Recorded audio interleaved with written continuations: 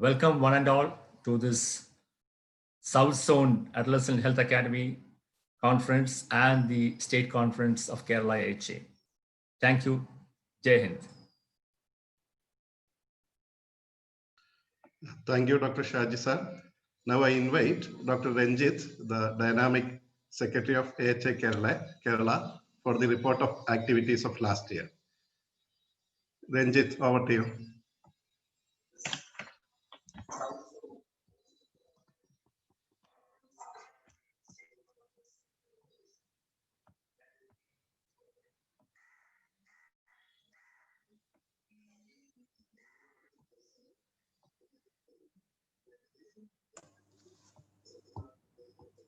Ranjit, unmute.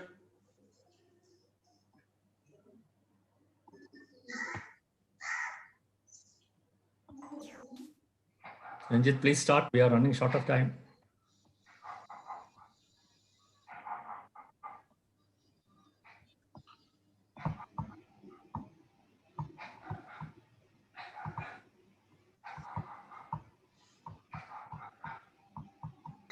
Ranjit, okay. Nias, can you share the screen?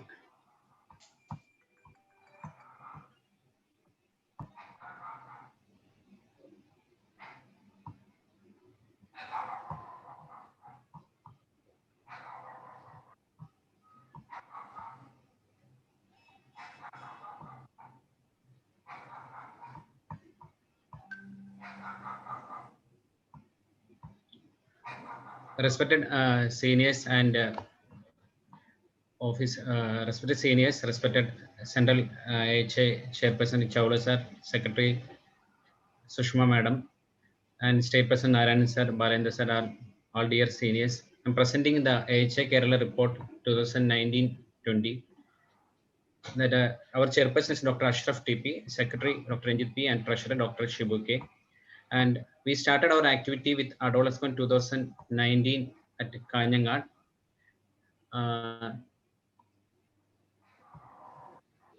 That MKC Nair sir oration was given by Dr. Newton Lewis. Yes, can you put in the slideshow mode?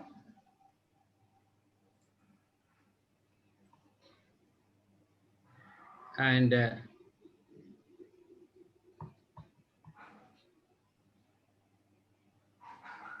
that Dr. MKC Nair oration was given by Dr. Newton Lewis and organized by IAP Kanyangat. Then at Adolescon 2019, our past IAP State National President Dr. Saudi Ba Madam given the oration. That is, the topic is digital media use in children. Then we moved on to Presidential Action Plan of IAP Kerala. There was an inauguration of IAP Kerala Presidential Action Plan, that is safe mobile use in children. And in association with IAP Kerala, we had presented a YouTube video created by Dr. Sri Prasad and National Lobbies, Dr. Chawla sir and EB member Dr. Geeta Madam attended the conference. And there was a talk on safe mobile use in children by Dr. Deepa Janardhan from IAP Cochin. And it was a well attended meeting. More than 300 participants were attended in the Zoom platform.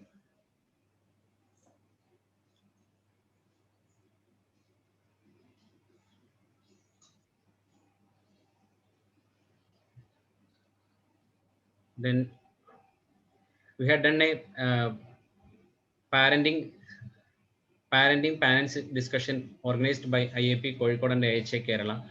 Dr. Bina Johnson, Dr. Shibu, and participants from the IMHANS participated in the parenting panel discussion. It was a well-attended meeting organized by IAP Kozhikode. Then, as a part association with the IAP Kozhikode and IAP Kerala, there was a Meet the Doins series webinar. The speaker was Saudi Baba Madam. That is, the topic was prevention of NCD, early intervention in pediatrics, adolescents, and young adults, and it was a well-attended meeting. Then we had organized a talk by on World Child Labor Day by Dr. Krishna Kumar sir. He was the director of IMHANS. Then, as a part of National Nutrition Week, we had conducted a class for adolescent children through Zoom platform in association with NSS Kozhikode district, and it was inaugurated by our respected President Dr. Narayan sir, and in association with IAP Trivandrum, our past nutrition chapters national president Dr. K. Elizabeth Madam given a nutrition class to children's in the Trivandrum district.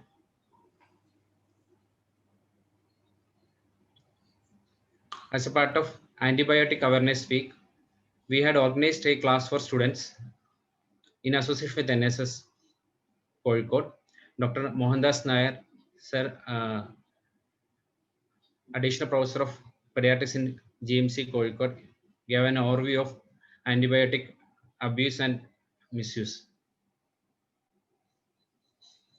Over 200 to 300 adolescent children attended the classes, and we had conducted adolescent health classes, adolescent nutrition, adolescent substance abuse, personal hygiene classes, and life skill classes through various branches.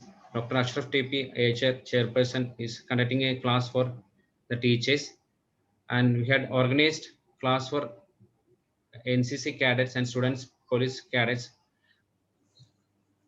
organized by IAP Kozhikode.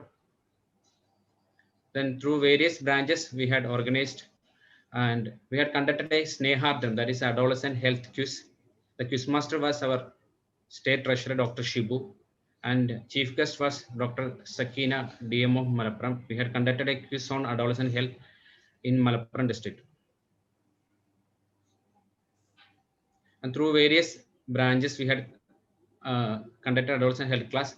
Dr. Danya IAP Talasheri conducted class for adolescent girls about menstrual hygiene, and also Dr. Sajani also conducted class for career guidance in adolescent clinic. Then our past Kerala State President Dr. M. N. Venkateswaran, who is well known for his activities on prevention of substance abuse in adolescent children, he had conducted so many adolescent health related classes against substance abuse. And our coordinator for NCD in adolescence programs, Dr. Beena Johnson, Madam, Dr. Shaji sir, Dr. Ashraf TP sir, conducted State President's Action Plan in Prevention of NCD, non-communicable diseases in adolescents, organized by IAP Kozhikode. And Dr. Beena Johnson, Madam, also conducted classes on life skills, and Dr. Arun Uman of IAP Pathanamthitta branch conducted class for adolescent diet for school children. And Dr. Srila, Dr. Ranjit, Dr. Krishnapriya conducted classes for adolescent children and nursing students in various schools and nursing colleges. And Dr. Anand conducted adolescent health education organized by IAP Palakkad. And Dr. Ranjit conducted for teachers. And also Dr. Danya, Secretary of IAP Talasheri, conducted classes for school teachers. And also Dr. Ranjit conducted classes, and Dr. Krishnapriya, Dr. Danya's classes for adolescent children. And as a part of Children's Day celebrations, the IAP Trivandrum Vibrant Joint Secretaries Dr. Sibi and team Dr. Vidya, Dr. Naushid conducted a magic programs as a part of Children's Day. And Dr. Meena, the Joint Secretary of IAP Trivandrum, who is popular for her activities against substance abuse and the tobacco campaign, she had conducted so many classes in various parts of Trivandrum district.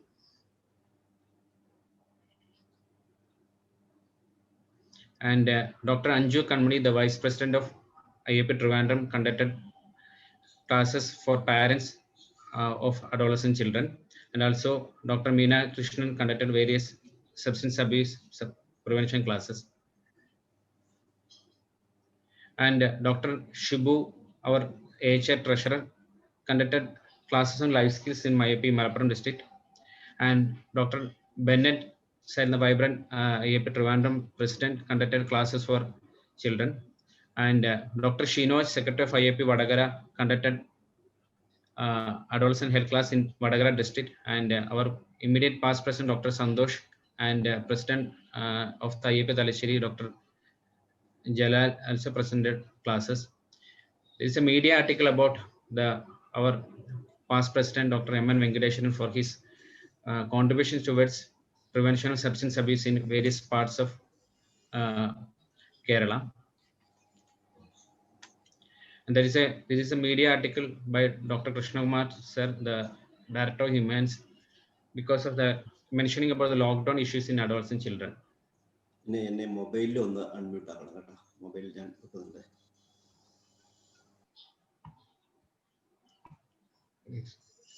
Next slide. And we had circulated, we had published so many articles in social media in the IAP Kerala FB page as a part of suicide prevention. On Suicide Prevention Day, there was an article by Dr. Deepa Janardhan was published, and it was reached to public in. And we had created 2 videos on the level of IAP Kerala and IAP AHA Kerala. Our state leaders and national leaders are part of the video about safe mobile phone use in children. And Dr. Sri Prasad, the secretary of Alappuzha Academy of Pediatrics, was the man behind the video, and it was reached to so many shares and reached to public also. And there was a video released by Dr. Krishna Kumar sir. Dr. Krishna Kumar sir, the child secretary as director of Humans and past president of IAP Kozhikode, about the parenting. This video also shared to public. These are the activities of AHA Kerala in the year 2019-20. Thank you. Thank you, Dr. Ranjit, for that detailed report. Now it is the time for the presidential address. I will not take much time if there is time constraints. Respected National President of AHA, Ajit Chawla sir, Secretary Sushma Desai madam, State IAP President Dr. Narayanan, State IAP Secretary Balachandar, Organizing Chairperson Shaji sir, past National Presidents of AHA, Dr. Preeti Galagali and Bansal sir, dignitaries in this Zoom platform, colleagues and friends. Yes, Dr. Ranjit is rightly illustrated in his detailed report. The adolescent subspecialty is also gaining popularity slowly among the pediatricians in Kerala. And I thank the national office bearers and national office bearers of AHA, as well as the state office bearers of the IAP, for supporting AHA Kerala during the last 1 year. Even though we planned a lot of activities for teachers and students in association with the education department, because of the COVID situation, we were unable to make it, even though hopefully we will do all this planned activity during the next year. I take this opportunity to thank all the delegates who attended this state South Zone Conference of AHA, along with the 16th State Conference of the AHA Kerala. With these words, I invite our National Chairperson of the AHA, Dr. Ajit Chawla sir, for the remarks by the National President, for the address by the National President. Over to you, Ajit Chawla sir. You can unmute yourself. Okay, sir. Okay, thank you very much. Thank you, Dr. Ashraf. At the outset, I am thankful to all the members of the organizing team, led by Dr. Shaji, Dr. Mesh, Dr. Ashraf, Dr. Narayanan, Dr. Ranjit, Dr. Balachandran, Nihaz Naha, experts of AHA, faculty member of mine, and we are lucky to have 5 president of National AHA today on this platform. Dr. CP, Saji, Dr. Preeti, Sangeeta, on this auspicious occasion of the inauguration.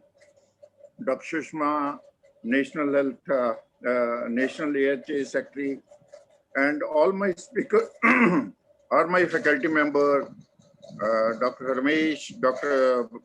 Pyali, Dr. Atul. I welcome you all.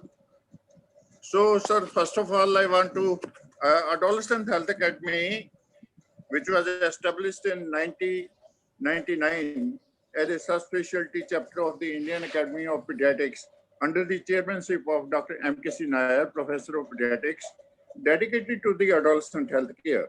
The membership is given to all the stakeholders involved in the adolescent health care. A large number of the AHA members are pediatricians with the postgraduate degree in pediatrics and postgraduate diploma in the pediatrics.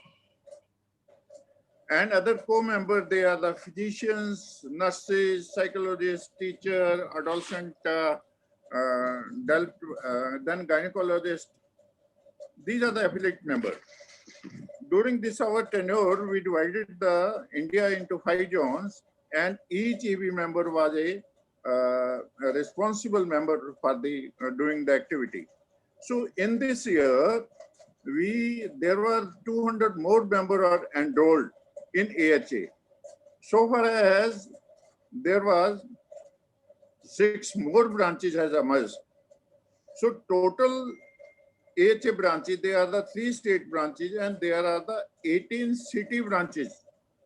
And this is a extension of my AHA family. So what the AHA conducted? AHA conducted training program to build up the professional expertise in the adolescent clinical care through workshops, conferences, CME for healthcare personnel. During this lockdown period, a lot of webinars in the adolescent health care was conducted. Osamaya, it was a program under the IAP Presidential Action Plan 2020. This is a 3-pronged program. It was conducted all over the India. About 1,700 pediatricians, they were sensitized and primed about the adolescent health problem. Community reach out program for the parents, teacher, adolescent, students, social worker, like life skills, health, family life education, health awareness, vaccination, school health program, these were also carried out. We are continuing the Indian Journal of Adolescent Medicine. 2 issues has already been out, and 3rd issue is under the process and will be released in December 2020 under the able guidance of Dr. M.K.C. Nair as a editor-in-chief, Dr. C.P. Bansal as editor with their team. Media-related activities, including active participation of AHA members on radios, webinars to build awareness regarding the adolescent health issue are being carried out. Research in the field of growth and development, medical and psychological problem, mental and the other health issues of the adolescent done it is being carried out in many centers.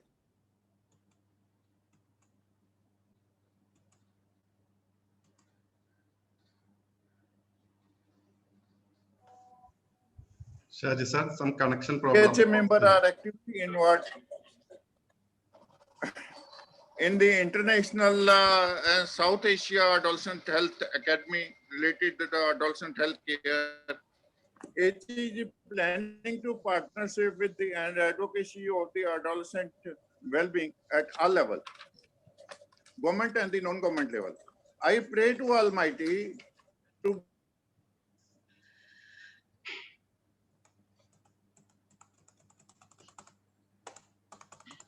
I think we have some issue with the connectivity. Connection. Chawla sir, it is better to off the video if there is range problem. He has already opted. Yeah, already had some initial problem in entering also.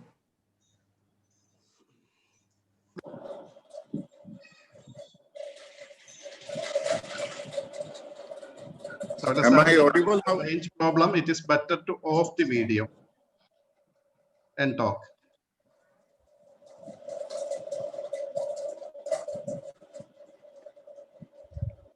So Yeah, now you are I am audible, sir. You are audible.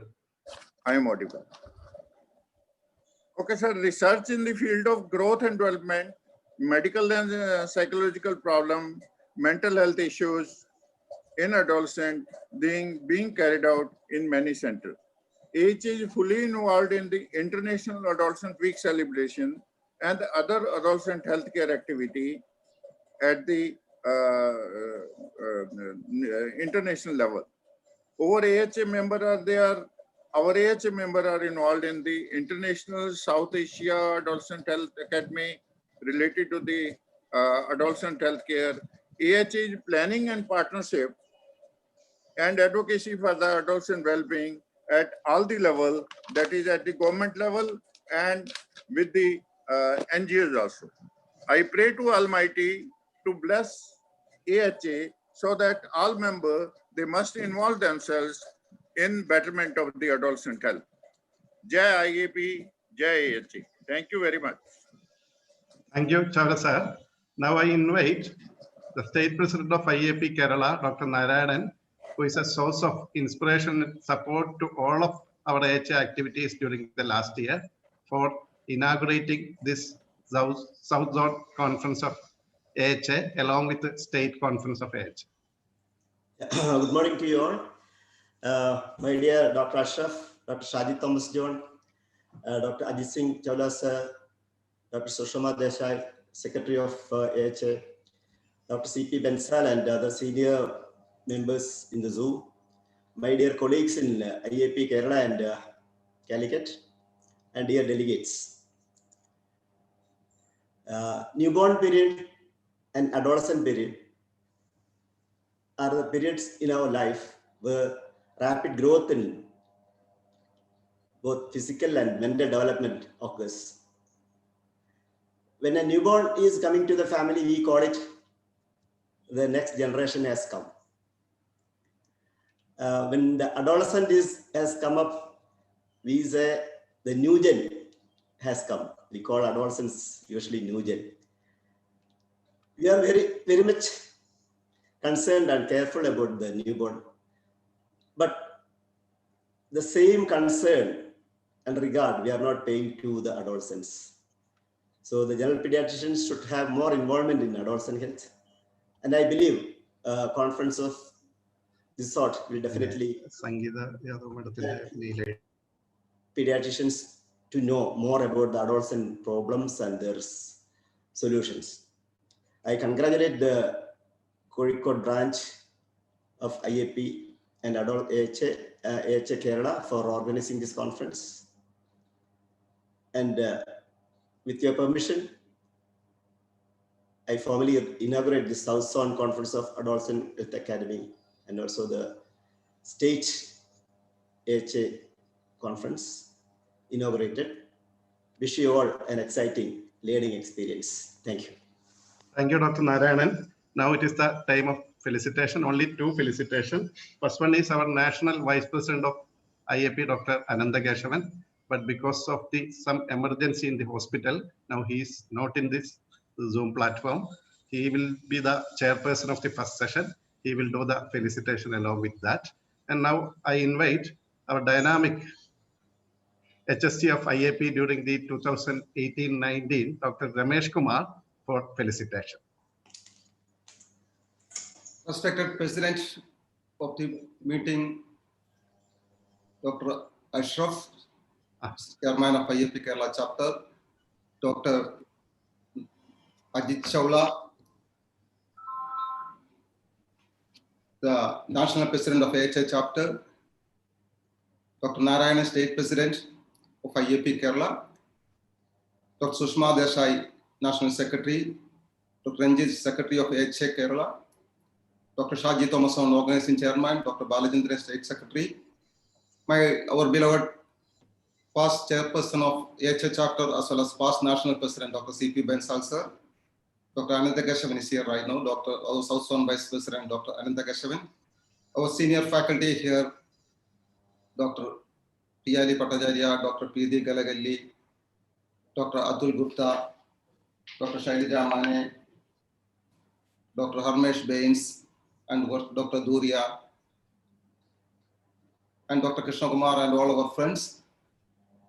It's great to have a wonderful session from here, that too, with quite a good participation around here for the Adolescon organized by IAP Kozhikode, AHA Kerala chapter, and the National Adolescent chapter. And as rightly pointed out here, the adolescent issues have now grown, or the realm of adolescent issues has widened.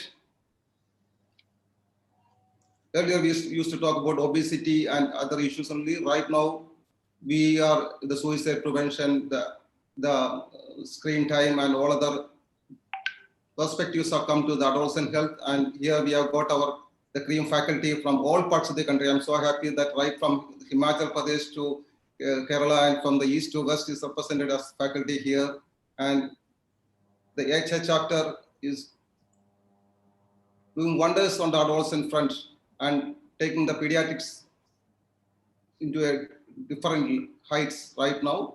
And I wish all the best for the AHA chapter of IAP Kerala, the the AHA chapter, as well as the Adolescon is happening here. The very best, and let's have a day full of academics, maybe a short one, but a small, crisp, very fruitful sessions here today in the morning. Thank you, Jai IAP, Jai Hind. Thank you, Dr. Ramesh Kumar. Now, Dr. Anandakeshavan, National Vice President, has joined us. I invite him for the address by the National Vice President. Over to you, Anandakeshavan. So very good morning, respected Calicut IAP President Dr. Ashraf, Secretary Naha, State President Dr. Narayanan, Secretary Bala, Dr. Haji Thomas, Professor V.K. Parvati, and the other Dr. Piyali Patajarya, and the other Preeti Galagali, and all others, my dear friends. At the outset, I would like to congratulate the IAP Calicut branch for organizing a state pedicon. Yes, we are very proud of adults chapter because it's on birth from Kerala only by Dr. M.K.C. sir at that time, and also by Dr. Swati Bave. I think it's one of the very means when we are comparing to other subject chapter, adults chapter is very super active. Even though it is not a charming topic for PG students or something like that, but it is very nowadays it's very rapidly growing, just like adolescent, it is growing like that. And also the topics selected here is very important, and I think some of the topics is not covered some other area. For example, ED learning and everything. I think it is not covered previously in any other adolescent chapter meeting. Anyway, I wish the conference all success. Jai Hind, Jai Hind. Thank you. Thank you, Dr. Anandakeshavan. Now I invite Dr. Balachandar. He is the Secretary of the Indian Academy of Pediatrics, Kerala, another strong supporter to the activities of the AHA during the last 1 year, for the vote of thanks. Thank you, sir. Respected Chairperson of AHA Kerala Chapter, Dr. Ashraf, our national AHA leaders, Ajit Singh Chawla, Dr. Deshiya, and our State President, Dr. Narayan, our National Vice President, Dr. Anandakeshavan, our Organizing Chairperson, Dr. Shaji Thomas John, and Secretary, Dr. Ajay, all Dr. Ranjit, Dr. Nihas, our esteemed speakers, seniors, and friends. As the Secretary of IAP Kerala State, it is my pleasure to thank all the luminaries here. First of all, let me thank Dr. Ashraf for the President of IAP Kozhikode and the Chairperson of AHA Academy, who organized this webinar despite postponing a couple of times. And he is lucky to have a good team from IAP Kozhikode to help him. And seniors like Shaji Thomas Jones sir and Dr. Ashraf has well guided the young, vibrant leaders of IAP Kozhikode in organizing this conference. So I thank Ashraf sir and Shaji Thomas Jones sir for organizing this good conference. And also thank the Secretary, Dr. Ajay, NHA Secretary, Dr. Ranjit, IEP Kozhikode Secretary, Dr. Nihas, Krishna Mohan, Shibu, Rahul, and all IEP Kozhikode team. And secondly, I would like to thank our national leaders, AHA leaders, Ajit Chawla sir and Dr. Desai, for spending their time here. And I thank my National Vice President, Adolescon sir, so in spite of his busy hours, he has come here to address the audience. And thirdly, I would like to thank our State President, Narayan sir, who inaugurated the session. I think he, along with the Bakul sir, is the person who has attended maximum webinars. Wherever he is, he will attend all the. I don't think he has missed any webinar this year. So thank you, Narayan sir, for inaugurating this session. And I would like to thank our Ramesh sir, who is in a couple of hours who has to attend the presidential debate. Transparency, honesty, and efficiency, that is hallmark of our leader. And I'm sure with the support and blessings from all here and all over our country, I am sure he will come out successfully in this election. And I thank you, sir, for felicitating this audience. And I also thank our eminent speakers, especially Kishoma sir, for giving the MK Sinai sir oration. And also thank all the delegates who have come here and making this conference a success. Thank you. Jai Hind, Jai IIT. Thank you, Dr. Balachandar. With this, we are closing the inaugural ceremony. Now I invite Dr. Nihas Neha, Dynamic Secretary of IAP Kozhikode, to coordinate and control the flow of events during the scientific session. Dr. Nihas, over to you. Yes, sir. Respected President, Dr. Narayanan, AHA National Chairperson Ajit Chawla sir, Shaji Thomas John sir, Ramesh Kumar sir, Andhra Yashwant sir, Ashraf sir, leaders of National AHA, state leaders, faculties of the day, dear seniors, teachers, and my dear colleagues and friends. At the outset, I'd like to thank State IAP for giving IAP Calicut to host this session of the state conference of AHA. And also I thank all the faculties who took time to come here and give this academic feast for the day. Also thank the state office bearers Ashraf sir and Ranjit, and the organizing chairperson Shaji Thomas John sir and Ajay, the organizing secretary, for charting out such a nice session for the day. So we are going directly to the sessions. So our first session is on emotional intelligence and adolescence. The sessions will be taken by Dr. Adul Gupta, and the chairperson of the session will be Dr. Andhra sir. I invite Dr. Andhra sir to take over the session. Okay. So once again, thank you, IAP Calicut and the State Branch of Adolescent Chapter, for giving this opportunity to chair this important session. Adolescent emotions is a very important problem. As such, emotions are age-related problem. It will vary from different age, and from children to adults and adult, and we are also very emotionally very active. But the thing is that adolescence is a period of heightened emotion. We are all experiencing it as a father, as a brother, as a teacher, as a clinician. We all know the problem with the adolescent emotions.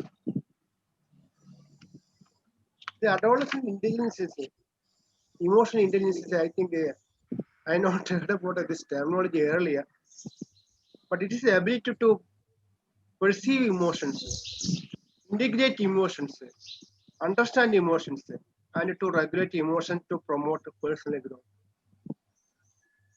And simply, it's the ability to understand and manage one's as well as others' emotions. I'm not going into further details about topic, but we have a wonderful speaker here, Dr. Adal Gupta. He came from all I think he's a speaker from Maharashtra. He's from Himachal Pradesh. He's a consultant pediatrician in Vyasa Hospital, Bilaspur, and also a visiting consultant at Fortis Hospital, Kangra, Himachal Pradesh. And he was the trainer for emotional intelligence, Mission Kishore Uday, and IAP NRP jump. And also he's also a diploma holder in yoga, and he also delivered talks in various state, national, and international conferences. So with these few words, I invite Dr. Adil Gupta to deliver his talk on emotional intelligence. Over to Dr. Adil.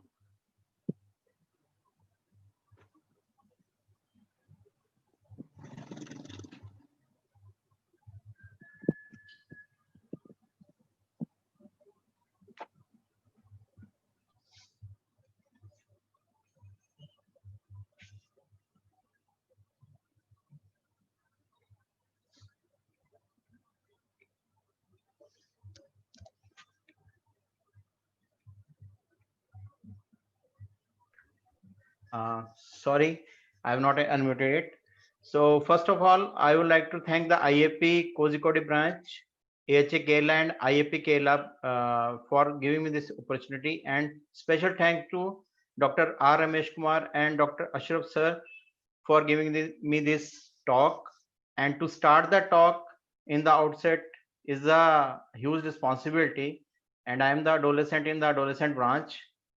Means I think just a new boy, and I tried to do diploma in the adolescent, but it closed when I applied for it. But I've learned it in IAP conferences, and it's a great pleasure to see all my mentors, teachers who have trained me into adolescent, like Dr. Preeti Galgili ma'am, Dr. Chavla sir, Dr. CP Bansal sir, Dr. Sangeeta Yadav ma'am, Dr. Pyale ma'am, Dr. Sushma Desai, Dr. Benz. I've learned a lot of from them, and I've done emotional intelligence training in the IAP and then from the Cube Kids. So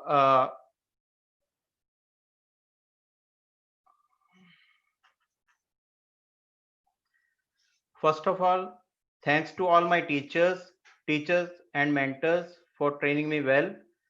Sir, I am audible properly? You are audible. You are audible, Yeah, sir. you're audible. Very Thank clear. you, sir. Thank you. So next 15 to 20 minutes, we will revisit the concept. We know there may be some new concept to the audience because emotional intelligence is not much talked in the medical field, but now it's been introduced to the medical teaching also. And a crisp view how to use it in adolescent. We use it in different form. That is a life skill training. So there are 45 slides, but I will spend more time on the absolute important slides. So few slides are just for the revision because all the adolescent pediatrician knows these slides used in many presentation, and maybe in coming talks like suicide prevention, these things will come again.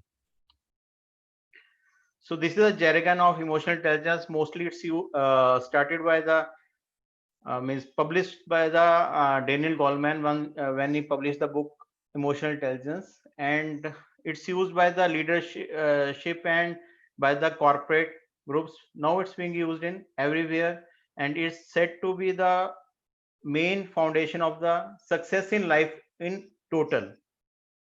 Instead of intelligence, which we say IQ, EQ is more important for the life success and happiness and satisfaction. So, sir has described this in the opening remark that emotional intelligence is the ability to identify our own emotions and to identify the emotion in others, to self-motivate ourselves, and to know how to monitor our emotions and how to use it. So there are four main domains.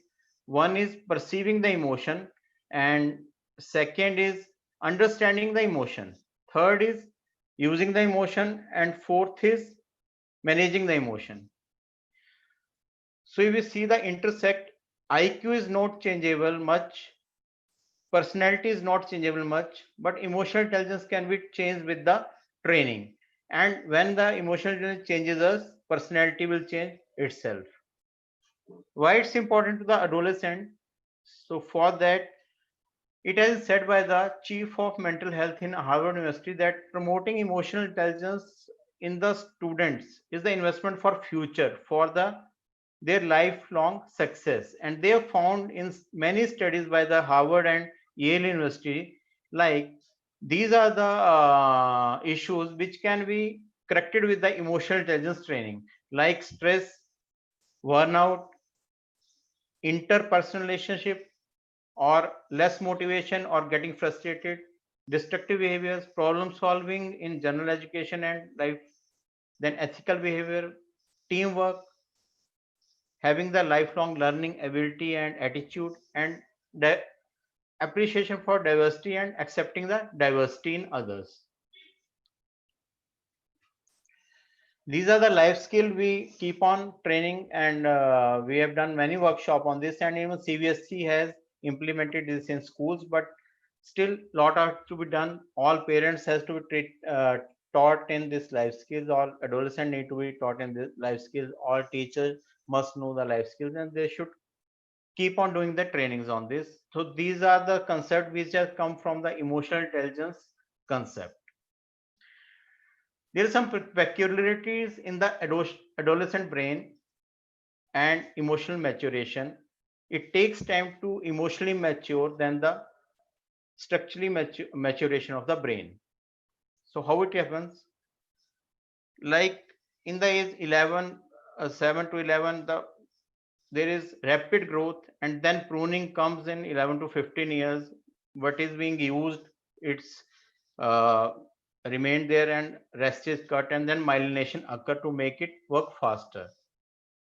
And this can be presented like this. So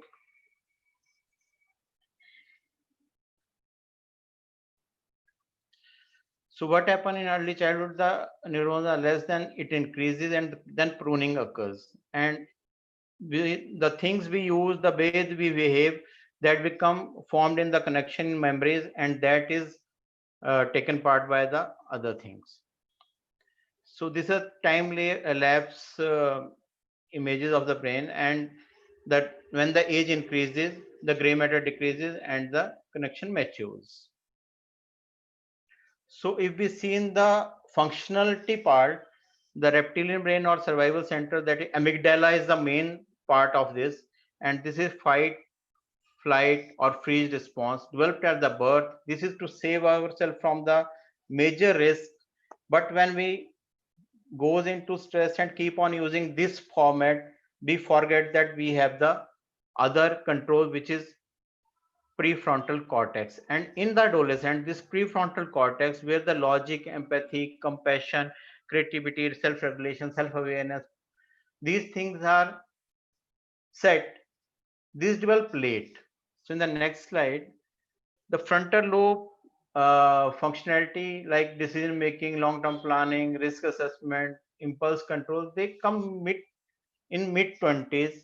And prefrontal cortex, the cognitive processing, problem solving, emotional control, they keep on maturing till 30. Now they are suggesting that it keeps on maturing lifelong, and more so they have done one study that maturity comes somewhere around 45 years of age.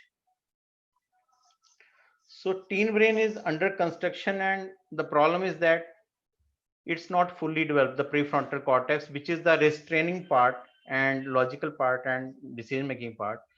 And it is programmed to seek the novelty and thrills, that is dopamine. They are dopamine seekers, so they want dopamine and that thrill. So they either they're taking from the right things or wrong things, that is the part of training. And these are the pathway, dopamine and serotonin pathway, which is very important in the adolescent brain. So why the problem occurs? Because hormones are released, and it impacts the serotonin and dopamine level, and it relies on the amygdala and don't process. They react and don't respond. So if instead of reacting they learn to respond with the use of emotional intelligence, the problem will decrease. And this is the part which is called air traffic controller, thalamus. So when the signal comes and it goes to the thalamus and it goes into the amygdala.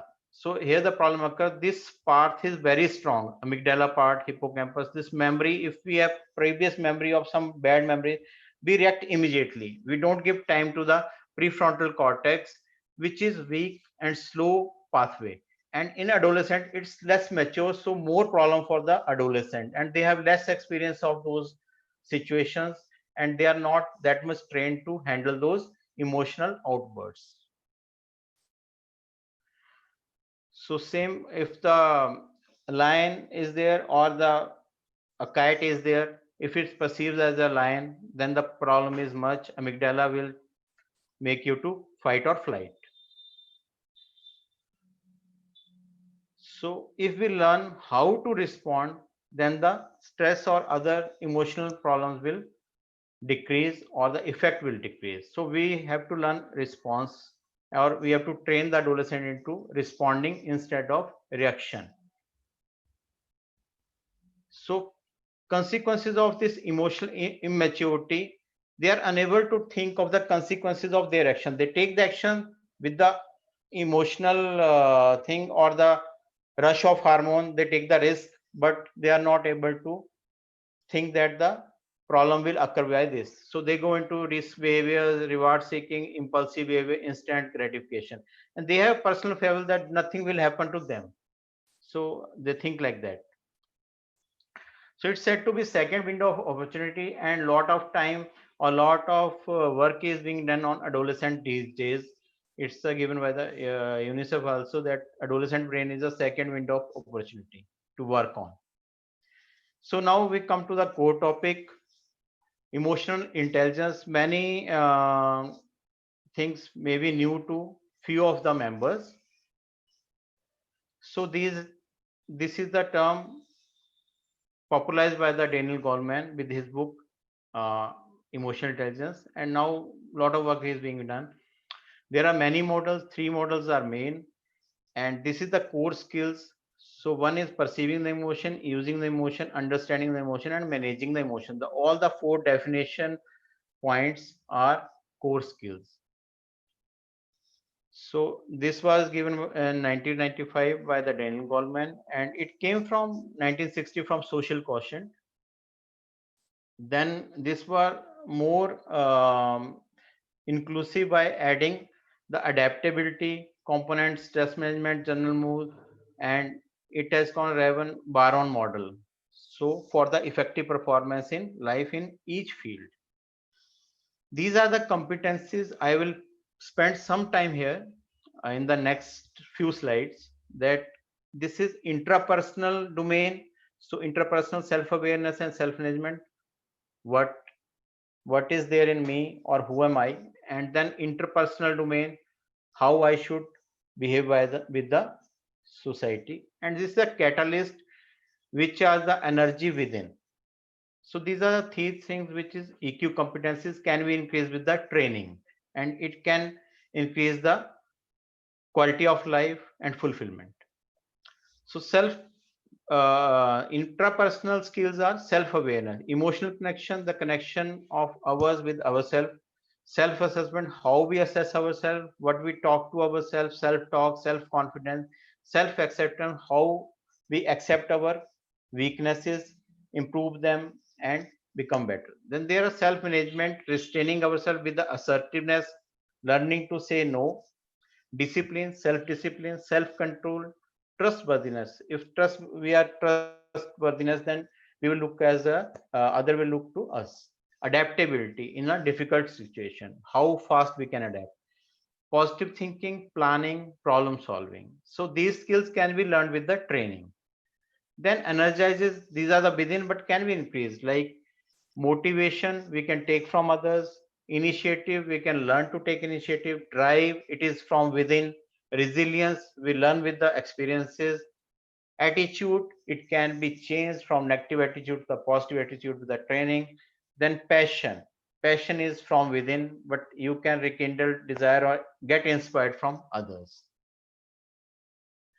Then interpersonal skills One is communication. It's utmost important. Self to self communication and communication with others, both are important.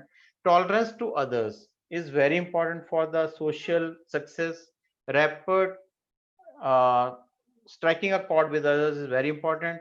Social responsibility, how we are responsible for the society, what we are doing for the society. Empathy, to put ourselves into the others' shoes, to understand their perspective. Then teamwork, it's very important for the teamwork, collaboration, conflict management. There are many conflicts will come into life of adolescent in the school, colleges, and then in the career. Then leadership, they have to go into the leadership role, influence, how to influence the society, and then what service we can give. And this is the mixed model. So this is two component, who am I and what I do. So who am I, self-awareness, social awareness, as we discussed, and what I do, self-management and social skills. So how we use this thing is very, very important for us, because this will make the life success. And this is the mood meter. This is the technique to understand what is going into my mind. If I am feeling calm, cool, then it's okay. If I am feeling a bit stressed, I have to take a break. And if I am boiling with the anger, then I have to diffuse myself. So this technique has to be taught, and this is very important for everyone, not only for the adolescent, for us also. And this is the detailed method. Then one example, the stress management can be used by taking EQ techniques. So flexibility, optimism, stress tolerance. Few examples I have taken later on, that how to use the emotional intelligence practically in our life. So this is the one model in which I have been trained. This is 6 seconds model, 6second.org is there, and I have trained from the Equip Kids India. So in this, there are the three things. We have to tune into our emotions. We have to know what is going into my mind. We have to detach from the autopilot mode. We have to give few thinking pattern. Either you start writing or just stop where you are, think what is going. Then we have to choose to respond. So we have to choose ourselves how to respond. Then we have to connect with self and others, what we can give. So in the wider domain, we have to learn emotional literacy. We have to learn the patterns, our own difficulties, own core area where we can work. Then we have to improve ourselves by navigating the emotions, increasing the motivation, optimism, consequential thinking. This will happen by this. If we change this, this will happen this. So like that. Then increase the empathy, that can be increased with the practice. And we have to pursue some noble goals. All of us are doing something good for the society without seeing the benefit for ourselves. So that is the pursue noble goals. Second thing is this amygdala. Amygdala creates a problem, and more so in the adolescent, because this takeovers the everything. It hijacks the logical brain. It hijacks the prefrontal cortex. This is very fast, very strong. So if it can take 6 seconds, then we can take some other strategies. So this is called 6-second model. We can start writing the thing, or imaginary writing, or take a break, counting to the 6, or stop meditation like thing. So we can learn how to detach from that reaction, and we can learn to respond. And we can teach the same thing to adolescent by putting them into training difficult module. And experiencing learning has to be given, because that has to be 1-day workshop or 2 days workshop.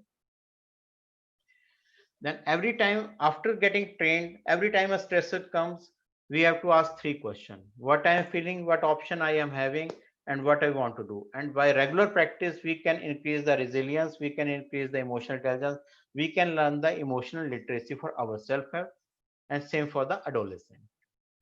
And this is the example how we can treat the stress management. Like, we can take the life as it comes, that is optimism and positive attitude. We can stop blaming others for our problems. that is self-awareness, self-management, conflict resolution with self and others. We can develop our own inherent potential, self-awareness, self-confidence, self-motivation. We can learn to live in present, work for the future, self-acceptance, optimism, motivation, and maintain the harmonious relationship with the relationship management, or the, you can say, interpersonal skills. Then we have to learn to happy and cheerful. So self-acceptance, self-management, relationship management, and we should know when to take the professional counseling, and that has to be told to the adolescent and their parents. So these are very example, and multiple emotional intelligence skills has been used in each strategies, and we can create many examples of that. So the life skill training which we give, that is a crux of the emotional intelligence concept, and we can increase more things into that. So life skill training has to impart in student in a practical way by schools. We have to train the parents and teachers into this skill, and we can learn it for ourselves also to reduce the day-to-day stress and to increase the professional life training for the adolescents. That's the last slide. Thank you. Thank you for everyone for giving me this opportunity. Thanks, sir. I think I've finished in the time. Yeah. Adulgupta, can you stop sharing? Yes, sir. So thank you, Adulgupta, for the wonderful session to discuss about why adults are more emotionally active and other aspects. But I think you mentioned the last your concluding slide also, which we practice from our classroom. Even Yes, though sir. there is a separate session for e-learning, what is about the emotional feeling or changes happen during this non-school time, especially this COVID time? How it is affected their emotional feeling, unlike other time.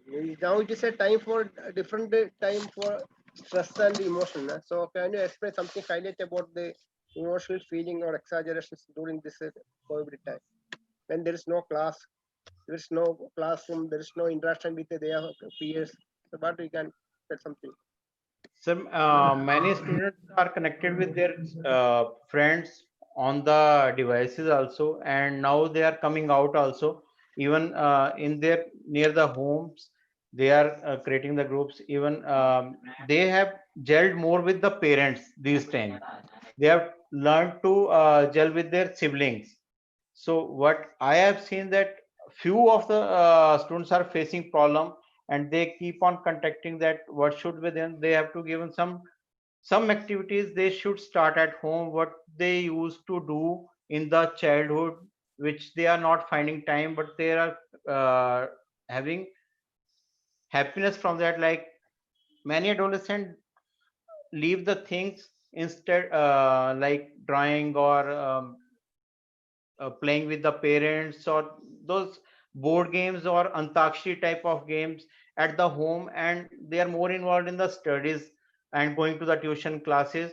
So this time they may can make the use of time to connect with home, to connect with the parents, connect with their friends, and to learn new skills, online or offline, from the parents or from the online mode. So that is the strategy they can use.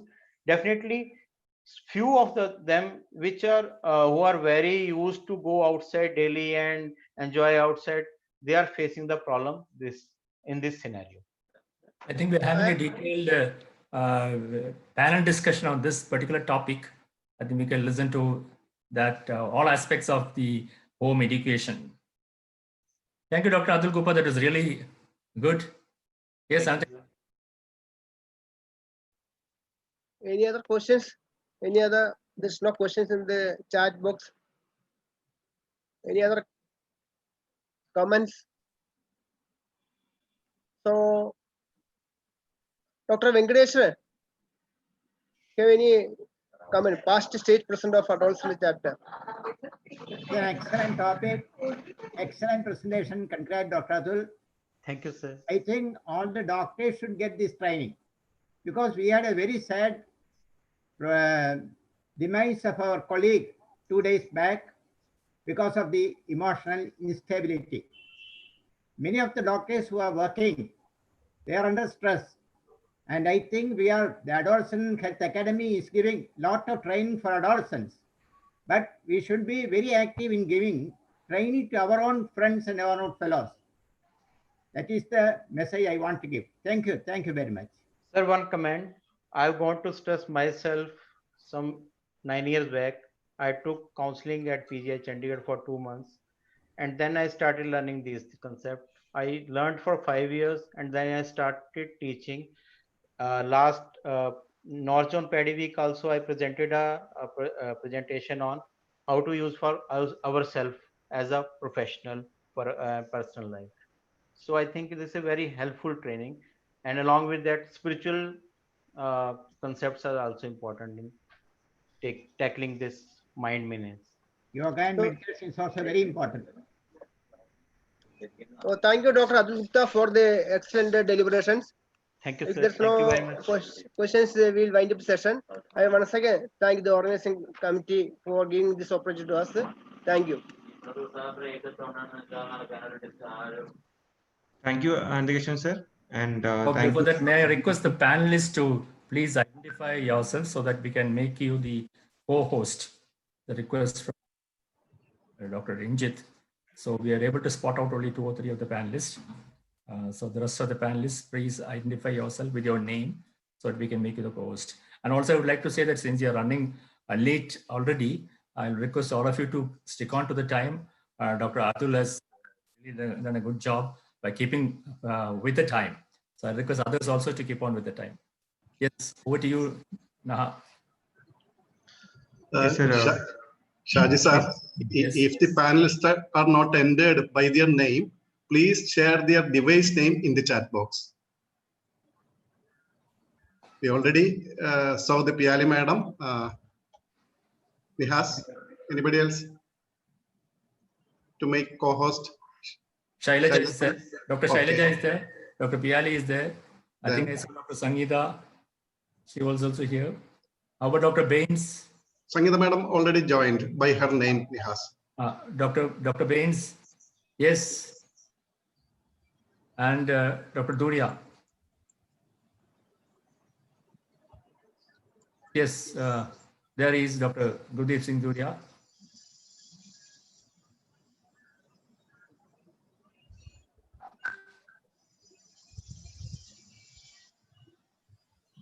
Good morning, everyone.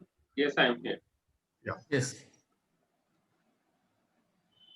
Piali madam, unmute yourself and whether She's, yeah. I think she is not able to unmute herself. Nihas, please make Piali Host madam. has to unmute.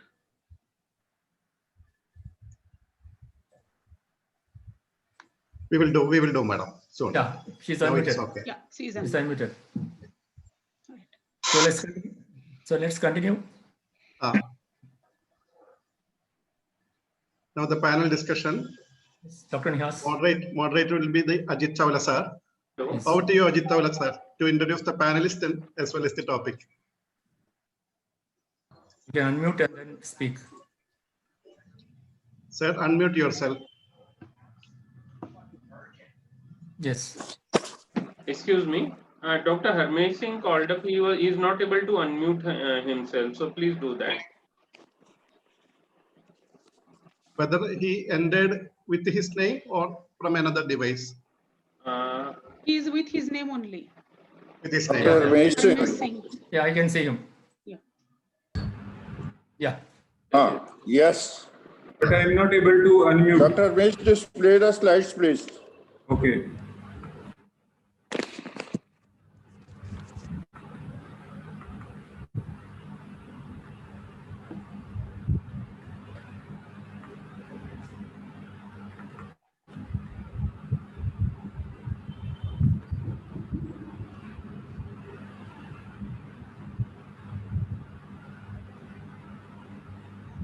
Yes, is it okay? Okay. Thank you. So today our topic of panel discussion is the online education in COVID era. So my panelists, they are Dr. Gurdeep Duria, doctor Kuldeep तुरिया को लगाना slide आप display करो next slide please Yes, yes, done. Dr. Kuldeep Turia is an associate professor in Department of Pediatrics, DMC, Medical College, Ludhiana. He is having 13 years of experience. Next, please. Next, my panelist is Dr. Harmesh Singh. He is a professor. He is a professor at PGIMS at Jalandhar and having a lot of publications, guest lectures, session chaired, so many. Next, please.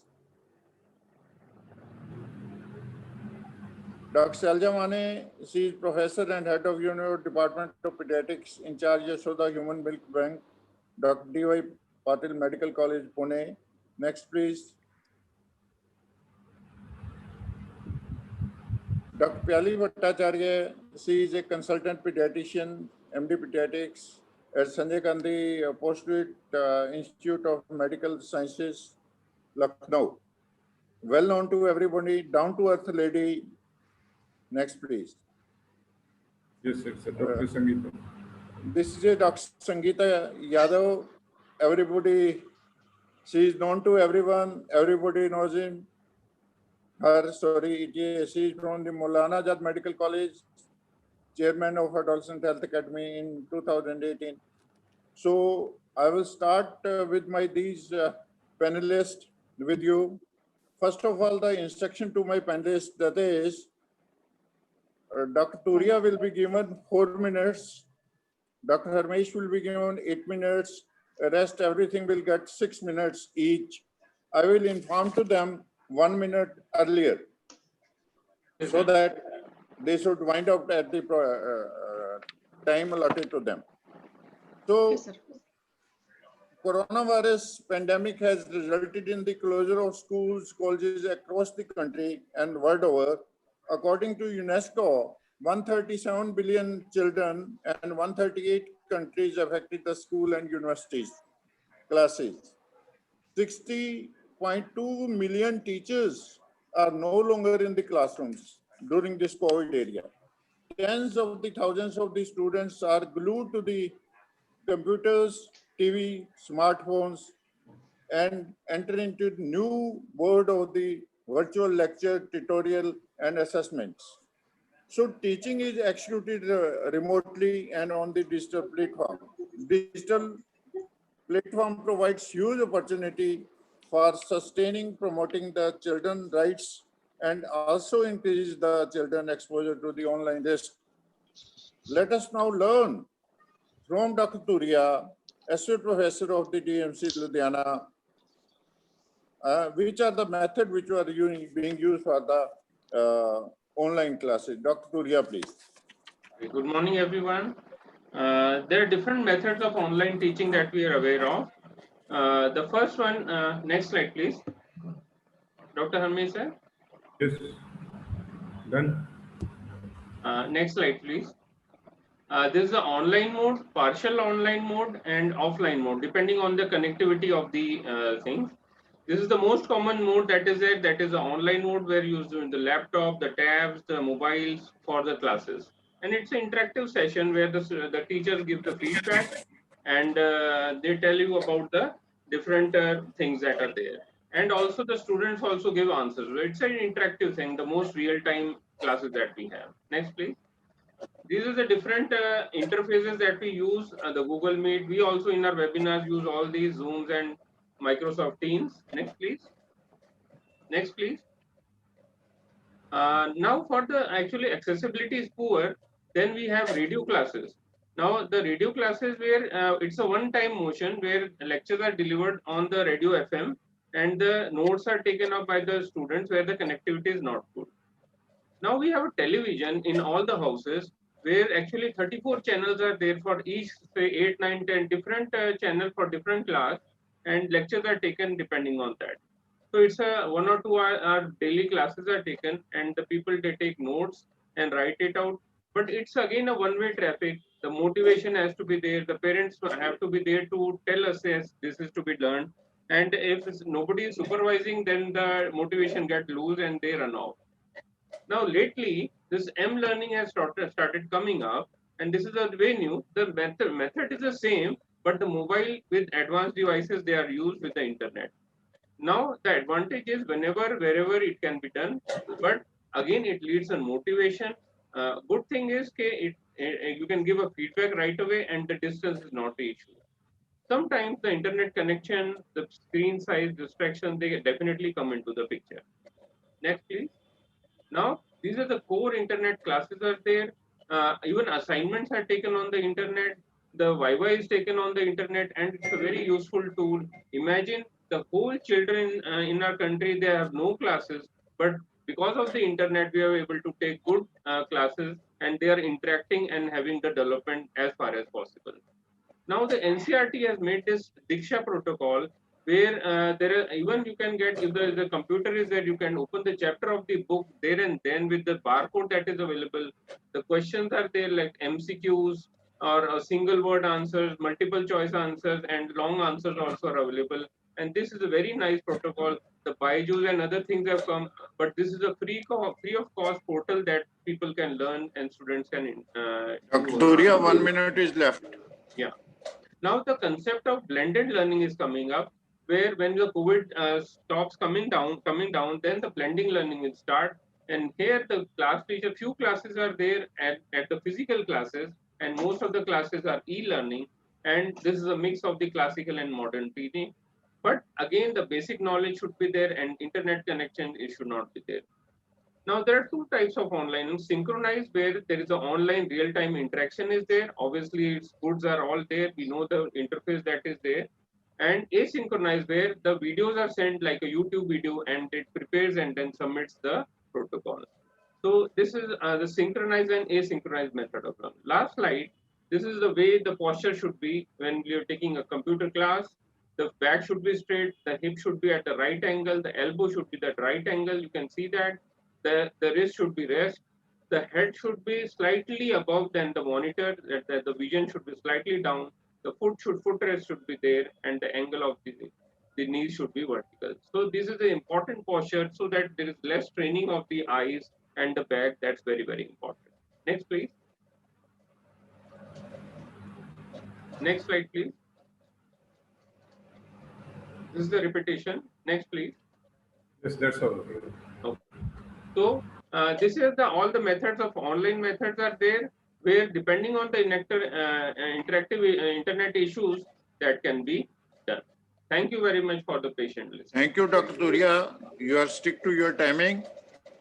Excellent presentation in a very short time. Now I will request Dr. Harmesh Singh Bans kindly tell us something about the advantage and disadvantage of the online teachings. Dr. Harmesh Singh, please. Thank you, sir, and good morning, everyone. I will be. 8 minutes are given to you, sir. I will inform you 1 minute earlier. Thank you, I remember it. Okay, so there are some certain advantages of online teaching, and it includes more comfortable at home. So children feel at home and they can attend the classes in a relaxed manner, and they can make it a good outcome. But it would depend upon their regularity and sort of preparedness for attending these classes. And at times what happens, they are just getting out of bed and just on to the class may not be so useful.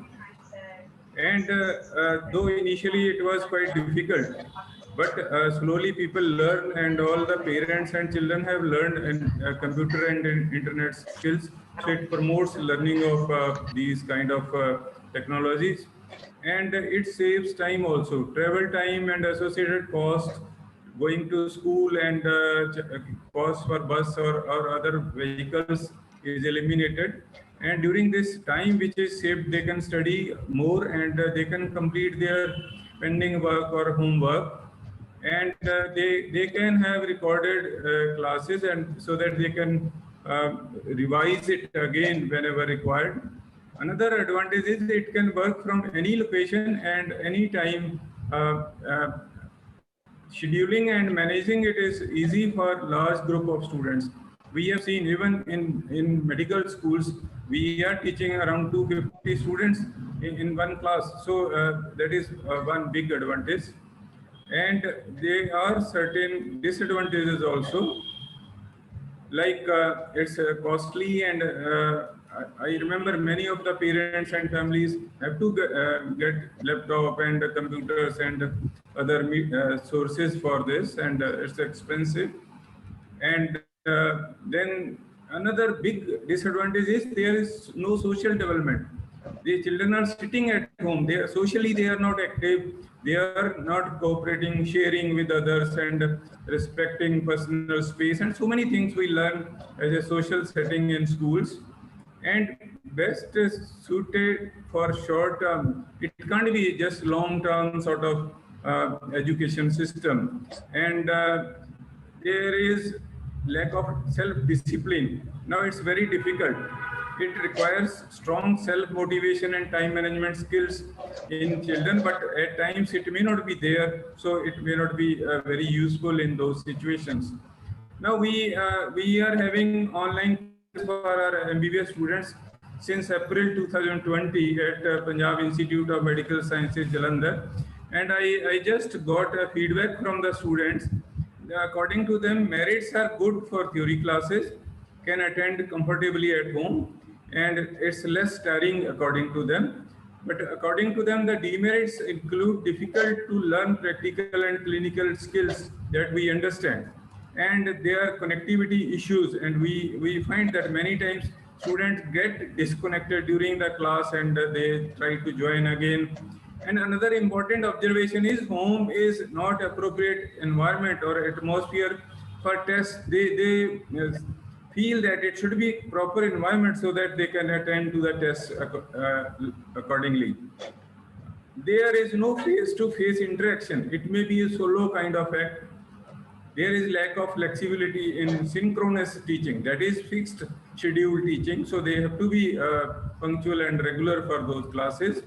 There are no peripheral benefits like development of personality, vision, creativity. These things are lacking when we are having online classes. Too much time spent in front of a computer screen may be harmful. This Dr. Piali will be dealing with this area. And there is also risk of children's personal data be stolen by the companies. This is a big issue, that their privacies and various data are lost. Possible lack of control. There is limited child safeguard online system. Dr. Mesh, kindly let us know some physical health problems regarding this. Okay. And there are problems of communication skill, non-verbal communication, and transformational power also. And the physical health problems are due to three basic factors. One is there is no physical activity. Then second is they are eating more while on computer. Continuously they are having something. And thirdly, it's a bad posture. See these examples. See this first one. I just trying to have a close look. I don't know what is he saying. And there can be problems like musculoskeletal system, the back, neck, chest, arm, shoulder pain, and vision problems. Dr. Piali will be taking stress, headaches, obesity, stress disorders, laptop use, injuries. So these are the basic points of problems. So posture, as Dr. Duria has mentioned, is very essential, and this should be part of the initial instructions to the parents and children, how to use a computer and what should be the posture, and how do they manage these things. To summarize, there are multiple pros and cons of online education. Cannot be a total replacement of traditional education, and many health problems can occur due to lack of physical activity, overeating, bad posture, and long screen time. Thank you so much. Thank you, Dr. Mesh. You had saved my 1 minute. Thank you. So next will be Dr. Mane. She will be telling us about the difficulty and limitation which we had encountered during the online classes. And Dr. Yes, Mane, sir. please. Yes, sir. Good morning, sir. Good morning, all. You are given 6 minutes, ma'am. and I Yes, will sir. inform 1 minute earlier. Yes, sir. So difficulties and limitations due to online classes are faced by everybody, students, teachers, parents, and even community at large. Can you share the slides, please, sir? Yes, I am doing. Okay, okay. So we can see what are the difficulties faced by the students. First, we can start with the availability of the gadgets itself, because India is being a diverse country. We are having huge gap between poor and rich. So availability of the electricity, we can start with problems, and then affordability and availability of other gadgets also. There is lot of difference between the uh, public school, private school, CBSE curriculum, ICSE, and so on and so forth, particularly urban and rural area also. So we are having so many issues regarding connectivity, availability of proper gadgets. Many families are not having even two pieces of mobile, because one parent can go out with the mobile and other kids are not having. Even other sibling might not be having. So there is a problem with the availability of gadgets. Then coming to adaptability, because this COVID pandemic thing came suddenly and nobody was trained, or nobody was even mentally prepared to face it, including students, parents, and our educational system also, because educational system is not meant for the online education. So we have to modify it, but it is not, due to time constraint, it was not possible. And teachers are not trained, even parents and their students are also not trained, and that is causing lot of stress and strain. And there is intense requirement for the self-discipline, time management, and self-awareness, concentration, and other things. So these are the problems faced by the students. So they need, already it is covered, strong motivation and time management skill. And those students who are having poor motivation, they are lagging behind. And those students who are having learning difficulty, or they need repeated catching of the attention, it is not possible during this online education thing. And students' attention span, we all know it is very less, and there are a lot of distractions between the various home environment, other siblings or somebody, some activities going on. It is causing many distractions. Next, please, sir. Sir, next slide. Yes, done. So this is new normal for teaching learning process, and it is suddenly imposed. And many teachers, I know so many teachers, they have to purchase their own proper mobile because of affordability issue. It is difficult now because 20 to 30% or even 50% of the payment of many parents, it is reduced. So they are having that economical burden, and free data is not available, which is not made available by anybody to anyone, and they are not even trained for it. Teachers and even parents are not trained. I'm taking these adolescents from the school age group also. So many parents have to give attention. They have to create, teachers have to create many innovative ways of teaching, like videos, webinars, and so many things. And many students sometimes are creating nuisance in the online class also. They are unmuting themselves, and there are so many other noises which are disturbing. Next, please, sir. Next, 1 please. minute is left, Yeah. ma'am. Yes, sir. For parents, we have already discussed, it is economical burden. They have to spend their time, money, and energy to invest themselves for their kids, and that is causing real burden on them. And regarding misuse of nets and gadgets, mobile use is increased. There are so many physical, mental, and social problems occurring because of that. Gaming behavior is also increasing. Bullying, pornography, hacking, there are cheating and violence is also increasing. And regarding public views, it is causing a loss of economical issues and loss of economy to many people, and it can cause problems in near future, and it can have impact overall later on also. So regarding some way out of this, we can have some blended education. We can have some alternate day 50% attendance. Medical engineering particular students can have practical sessions with limited students. They can follow strict rules of whatever guidelines of pandemic. And those students who are not having mobile or net connectivity, they can be allowed to attend the school whenever required. and exclusive TV channels, sir had already highlighted, but it has not reached to many, and we can start with restricted number of students, and queries can be solved by teachers on phone also. And there must be active involvement of the students during whatever way we are teaching. Thank you, sir. Thank you, Dr. Shalja. This was a nice presentation. You had pointed out the many difficulty and limitation at every level, student level, parents level, as well as teacher level and community level also. So next, I will request Dr. Piyali Bhattacharya, kindly tell us about the screen time. What is the government recommendation? What are the mental eye changes, which is important? It is as important as it was a physical effects. So I will request Dr. Bhattacharya, kindly tell us something about the government recommended about the timing of the online class. Right. Dr. Bhattacharya, please. Sir, thank you, sir. My thanks to the organizing committee and especially to Shaji sir for including me in this mega event of Kerala. So about the government recommendations on timing online, the Ministry of HRD, Department of School Education and Literacy, has announced in August 2020 a cap on the duration as well as on the number of sessions that a student can have per day. So when we say that, we have a pragyata, a session where we actually see how much of time the student can have. And over here, you can see that the pre-primary section will be given interacting with parents, guiding them, and not more than 30 minutes on one platform. Not only that, the recommended this thing between class 1 and 12, what they have given is class 1 to 8, 30 to 45 minutes each day, 2 sessions only. And then you have 9 to 12, where you cannot have more than 4 sessions per day.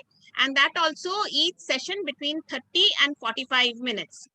Now about the effect on the eyes. Next slide, please. Yes, sir. Next slide, please. Harmesh, sir. Yes, So it's rule done number already. 1 is restrict screen time. Less than 2 years, no screen for kids. 2 to 5 years, 1 to 2 hours a day for kids aged 2 to 5. And 2 hours a day for older kids between 5 and 12 was the initial rule. Now, rule number 2 says you must have frequent breaks. That is 20 into 20 into 20 rule. So every 20 minutes, look at 20 feet away from the screen for 20 seconds. And never forget to blink. Next slide, sir. Yes. So rule number 3. Now you have to think about the brightness of the screen, the font size of the screen to reduce the eye ache and eye strain during these online classes. So increase the font, prefer larger screens, a TV than a mobile, display the brightness, ensure adequate lighting, and reduce the glare on the screen. You can use indirect lighting on the monitor, change the direction, or you can draw the curtains to reduce a bright light. Now, maintain also a distance between the phone or the TV. There are specific indications for a phone, 30 centimeter, for a laptop, 40 centimeter for a phone, 5 feet for a TV. So the children must be taught timeout and digital overload and try not to use screen time. Abhi ye kaam karoge to I will allow you to be on the screen for some more time. So don't use it as a reward. About the cognitive part, the mental health issues are rising, as each of the speakers before me has already said.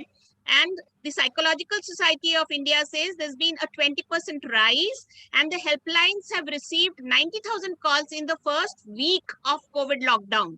So that is the situation where the children, you know, when we have a steady thing, we know what is one after the other. We are not at mental stress, but there is an utter confusion. There are adjustment problems because the children are at home and they don't know exactly what comes after this. So we must have a standard protocol for them now. There is actually a lot of loneliness and anxiety and disruption. About the accessibility, Dr. Shailaja has already talked, and this is actually giving rise to a lot of mental health problems. Few of the students have also committed suicide because of that. Next. So the next. Yes, yes. Not only that, as everybody has been pointing out, for a dependent learner, it is very, very difficult, because for a quick learner, it is fine with them. But here, with the limited interaction with the instructor, which is mostly a video or a pre-recorded session, where is the non-verbal communication? There is no non-verbal communication. There is low motivation, no discussion, and there's a lack of structure. Moreover, about the campus environment, the children love interaction. We are social animals. They love going to school, playing, and they have a lot of campus resources, which is lacking also. So only bricks and mortar don't make it. It is the personal interaction which actually helps. And as Shailaja has already said, people are prone to procrastination. Aaj nahi kal karenge, kal nahi parsu karenge. For the self-disciplined child, it is all right. But e-learning becomes very difficult and translates into no learning for a child who is not very structured. Now, what about the total part of mental health? In the older age group, that is the children in 10th, 11th, 12th, there is a career uncertainty, because they do not know whether this is going to be acceptable, whether they're going to have their careers in the abroad schools, and where they will further go, because the explanation, the college applications may be rejected. Not only that, there is moderate to severe depression has been noted already. Anxiety has been noted already. And as Shailaja mentioned, there is overall a danger of online predators, online bullying, and also because of the fee structure, they are being removed because non-payment, because of the parents who are not migrants or have lost their jobs, are unable to pay, they are being removed from the online platform, and therefore it is giving rise to a lot of mental stress. So what we need is back to school, maybe as everybody said, a blended learning. Thank you so much. Thank you, Dr. Pyali. It was a fine, excellent presentation. Now I will request Dr. Sangeeta Yadav kindly tell us about how we will assess the online classes and for the students, and how we will evaluate them. Dr. Sangeeta Yadav, please.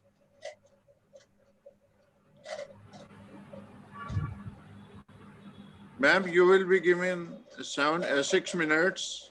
I will inform you 1 minute earlier. Thank you. Dr. Sangeeta, please. She join. Very good morning to all. A bright sunny day. I would first like to thank Dr. Shaji John and Dr. Ajay and Dr. Ananda Keswan and the IEP Kerala, who has taken this venture and for such an important topic, and especially related to the online classes. I thank Dr. Chawla, Dr. Sushma Desai, and Dr. Harmesh for having given me this opportunity. So far, very nicely, it has been elaborated, all the details related to online classes and all, what has been happening, the pros, cons, and related to physical and mental health. My august speakers have elaborated on it, and therefore my task becomes a little simpler. But when these children are doing online classes, it is very important that whatever has been delivered by the teacher, how much has been received, what is going to be the outcome, and what is the learning process, and how it can be improved. So it is being used as to facilitate the instructor as well as for the student beneficiary who has to undertake that path. So there are two elements to it. One is assessment and the other is evaluation. Assessment is actually an ongoing process. It's a systematic process which documents and uses data to measure the knowledge, the skills, attitude, and beliefs. And it is, whereas evaluation is actually a judgmental and the final outcome and is result oriented. So that is the difference between the two. So like I said, can I have the previous slide, please, Dr. Harmesh? The previous slide, please. It's an assessment is an ongoing process. It improves the learning quality. It is individualized standards, ungraded, provides feedback, and is whole process oriented, like I said in my introduction. Evaluation provides closure, judges the learning level. It is applied, it is graded, and it shows shortfalls, and its final product, what is the outcome of what has been taught to that student or child during that setting in whichever one is, whether it's a school classroom, whether it's a high school, whether it's a college, whether it's a professional or a non-professional. So this evaluation can be teacher-led or can be student-led. Teacher-led is the traditional assessment, which is most often summative, which we have been using. So we all know as teachers that we have two types of assessment. One is formative and the other is summative. So the student-led assessment is actually for the self or for the peers and maybe formative or summative, and it can greatly relieve the instructor burden, and students reinforce the concepts through the feedback process. And this is what is the peer learning process, which we see very often. And many a times you have to guide as a teacher to them also, because what the peer thinks is important, sometimes the peers actually take them in a direction which becomes which needs to be kind of facilitated by the teacher. So both have to work hand in hand. The feedback issue is that the students who are participating in online activities look for a feedback. They want to know from the instructor whether these whatever reading contributions are there, they are useful or not, their participation is valued or not, their participation is adequate in terms of quality and quantity, and feedback need not be individualized to be effective. The whole class commentary can provide a regular basis, and one can find out whether this is satisfactory from the student's point of view. Now let us just see with two scenarios which are different. One is that you are taking an online class, you are reading some web pages, maybe you watch some videos or hear some audio clips, and maybe you ponder for some study review questions, and you take a multiple choice test online and you receive an automated score on the test, and the class gets over. So this is one of the patterns which is being followed for a lot of e-certification courses, whether in medical colleges, whether it is outside the medical colleges. Next. So the next scenario is you take an online class, you meet your fellow students on the digital board, you read some materials, you find and share some materials too, you participate in some discussions of course concepts, you take an MCQ test and you receive an automated score on the test. So what has happened in the first scenario? There is no interaction with the peers, which is very important because one learns through and with the peers. Students don't feel missed if they don't participate. They're not clear why course is online, except perhaps for some media elements are there. And there is a potential for immediate feedback is nice, but assessment format is limited. In that first scenario, which we see many e-courses which are running on, and you are individual and you do not know who are the others who are attending that course.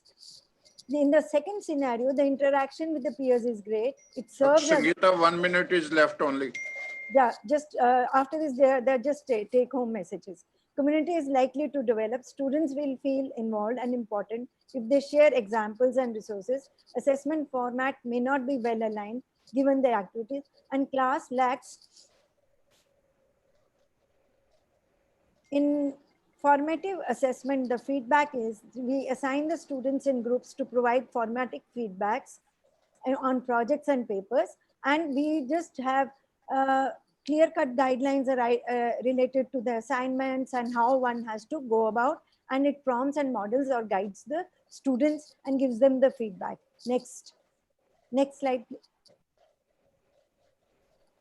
Whereas in online assessment, summative, this thing, you have the presentations and you have a D-board and where you post messages and you can attach the PowerPoint presentation, and each student or team have their own thread and they give feedback to each other within a time period and may consider allowing advantages. Unfortunately, I'm not able to complete my sentence. Can I just make a small request that may I be, I can complete the sentence which I was speaking. I'll be appreciating. Thank you very much. Next, can I move on to the next slide, please? Dr. Hamish. We have already talked about the advantages of online classes, which Dr. Hamish had very nicely elaborated upon. So I will not dwell on this slide. Next slide, can I have? The disadvantages also have been highlighted by most of the speakers who have talked earlier about the being computer illiterate and others. There are some instructor perspective. There is too much to assess. What activities are to be assessed. Sometimes it really becomes a burden or an issue, both for the teacher as well as for the student. Next, please. So the student also feels that he's supposed to discuss, why doesn't he count part of their grade? They are supposed to be doing something. So they also need feedback, and they're also a little confused about the participation. So the take home message is online assessments have some pros and cons, which we have discussed in various presentations, and we decide what is the best option in the case. Hard copy assessments or go for online option. Financial investment is required, but benefits outweigh the cost by far. There is value for money acquisition, save a lot of time, and which has already been talked about. Advantages of online assessment. Advantages are overwhelming compared to a traditional assessment. Saves a lot of time and paper and all. Disadvantages are technology is not always reliable, and there is a cost involved in online assessment software, which has to be developed, as we have seen with National Board has been doing it, and various e-certificate courses are doing it. However, the skills are maybe a little difficult to learn. One can only understand and learn in a algorithmic fashion and apply that. So why use an online examination system? Because we get the results immediately onto the Excel sheet, and that is all. And thank you very much for the patient listening and the time allotted and given. Thank you very much, Dr. Sangeeta. You have summarized the problem online assessment in a very needful way. So first of all, I am thankful to my all the esteemed faculty for the wonderful presentation and very much in time. I am also thankful to the organizing team for accepting my request to preponing this panel discussion, as some of my panelists, they were preoccupied with some another appointment. I am personally obliged to the organizing team. Now the topic is open for discussion. Before summarizing, any question, please? There's a question in the chat box. Is it possible to monitor smaller kids and time? I'll take that question. So as I have written already the answer, the structured life that the children lead, the discipline required is actually given them to children when they are going to the schools. The same structured life is required, the same disciplining is required when it comes to the small children. So if they can sit for an hour and watch cartoons, they can also be made to sit for an hour for an online class, though 30 minutes is more than enough. So if the teaching is made interesting, you see, Byju's has seen a huge jump in their audience. Why? Because they've made the teaching instruction, it is very interesting. So if you make that interesting for the children will sit. In fact, I've just seen a video of a teacher who's teaching this young child. She's dancing in class like a rabbit. She's behaving as if she's the dog. And the child is glued to the television. So for the young children, you need a little bit of teacher's training rather than training only the student. I think we can reduce the online screen time for the other things like television or some other things, and we can divert it to the online, because whatever total time is allowed, we should not actually exceed much, because it can have other problems. So we can reduce others mobile or some television time, and we can divert that time here. Yeah. And there are some apps also available which we can, even timer we can set. Yes, Sangeeta madam. Yeah. My colleagues have small children who are toddlers and who have just started going to the school. They were sharing, because sometimes the elder sibling becomes a role model, and when they find that the elder sibling is sitting and is class teacher has made it a little innovative, So the interest comes, and therefore the children, they both sit together and they learn. So that is what was being shared by my colleague. So it needs a lot of preparation on the part of teachers, means than other traditional education. So this needs more efforts on their parts. Actually, we should train our principals as well as teacher, and we should tell you the NCERT, the guidelines accordingly. This, when these guidelines, they are there with the teachers, they will instruct their students, and then it will be, वो हमारी बात नहीं मानेंगे, वो teacher की बात मान लेंगे. So this is very important. Even training of parents is required, sir. Yes, parents training is required. Yes. Any other? Thank you very much. One more thing. Chavla sir, there is a question. Please provide us some tools and techniques for motivating children. 1 minute. and Hello. parents. Hanji. Doctor, please provide us some tools and techniques for motivating children. What are some of the motivational techniques that work in the present pandemic situation? I think Delhi. Yes, Dr. Sangeeta can. Motivational techniques Pyali will cover. The only thing is I wanted to relate to the assessment part was that people have to, it's very time consuming also. See, they have to perform on the sheets, they have to write it, they have to scan it, they have to upload it. So it is a lot of effort and the child has to learn it, and the parents have to learn it. It's a huge process which one is undergoing through all this. So that is what I wanted to highlight. It's not as simple as in black and white words, which we are spelling out, and we are trying to give some perspective to it. Yeah. Dr. Pyali. Go ahead, Pyali. Yes. So motivational techniques, all of us, I think all of us have heard about the Arabian Nights stories. We used to hear them in the childhood.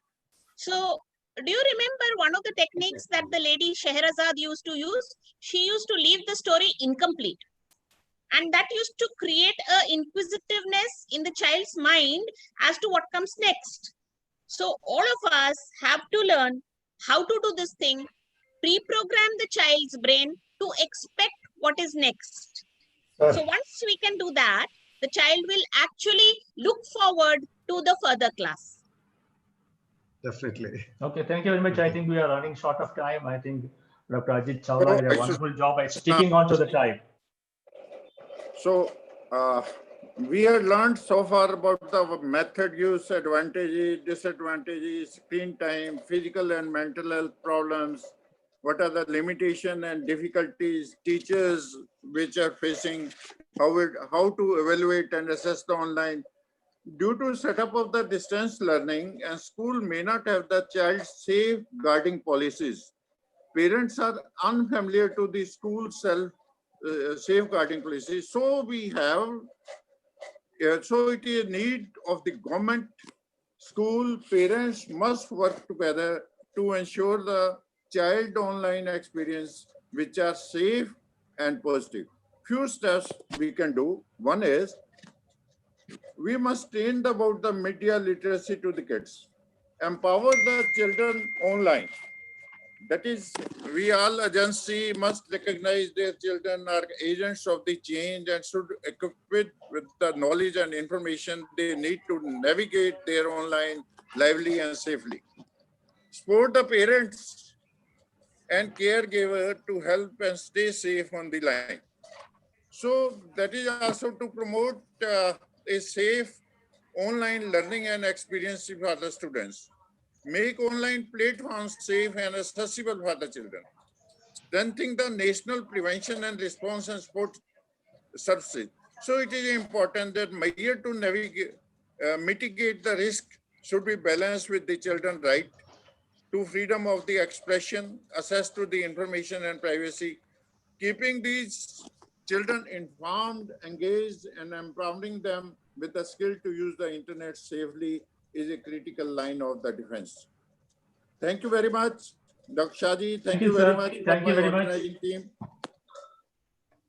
And thank you for sticking on to for the giving time. us the opportunity to share with you online. This is really a very good education. session. Thank you. I must thank the panelists and the moderator for taking it off very well. Thank you, sir. Now we'll carry on over to Dr. Nihas Naha.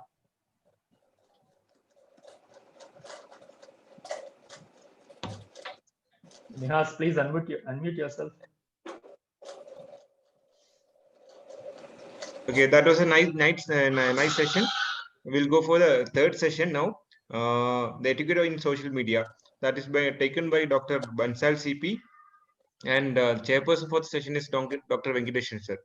So I request Venkateshan sir to please unmute yourself and take over the session. Good morning, the great leaders of the Adolescent Health Academy. First of all, I express my gratitude and affection to the organizers for giving me this chance to chair this session. The topic is etiquette in social media. All category of people are involved in the social media, and use of social media is as part of our lifestyle. As far as the adolescents are concerned, their involvement in social media is increasing in such a way that the ill effects, it affects their academics, their sleep, and involve late night. So the effects are, this affects their behavior and emotion.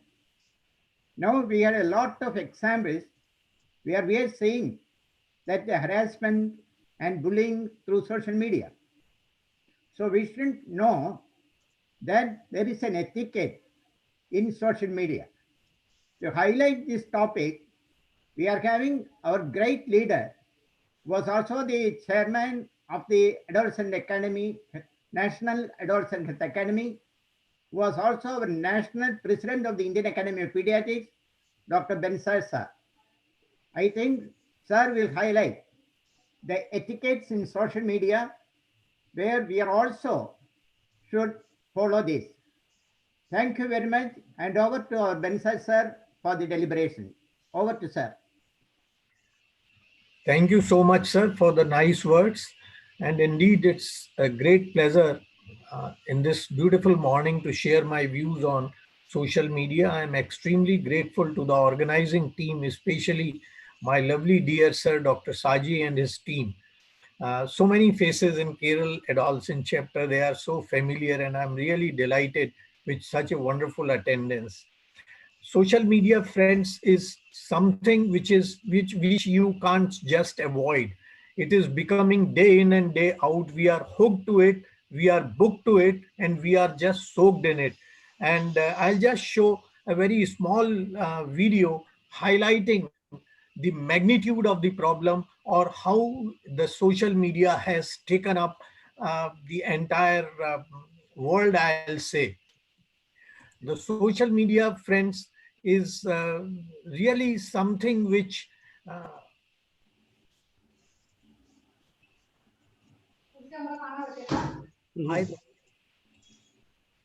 is the video visible? No, sir. No, sir. It's not visible. Sir, please make it share the screen, sir. Please make it a slideshow. It's already shown. So it's not in a slideshow mode actually, sir. Can you make it a slideshow mode? Okay.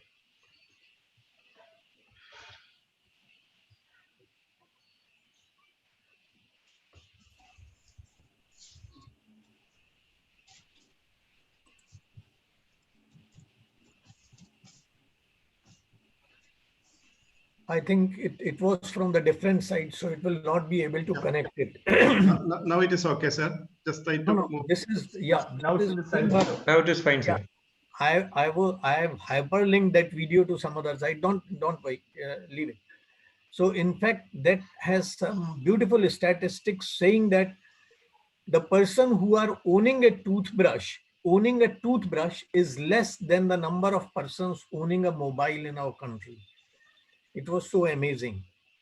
Similarly, it was saying that almost one in five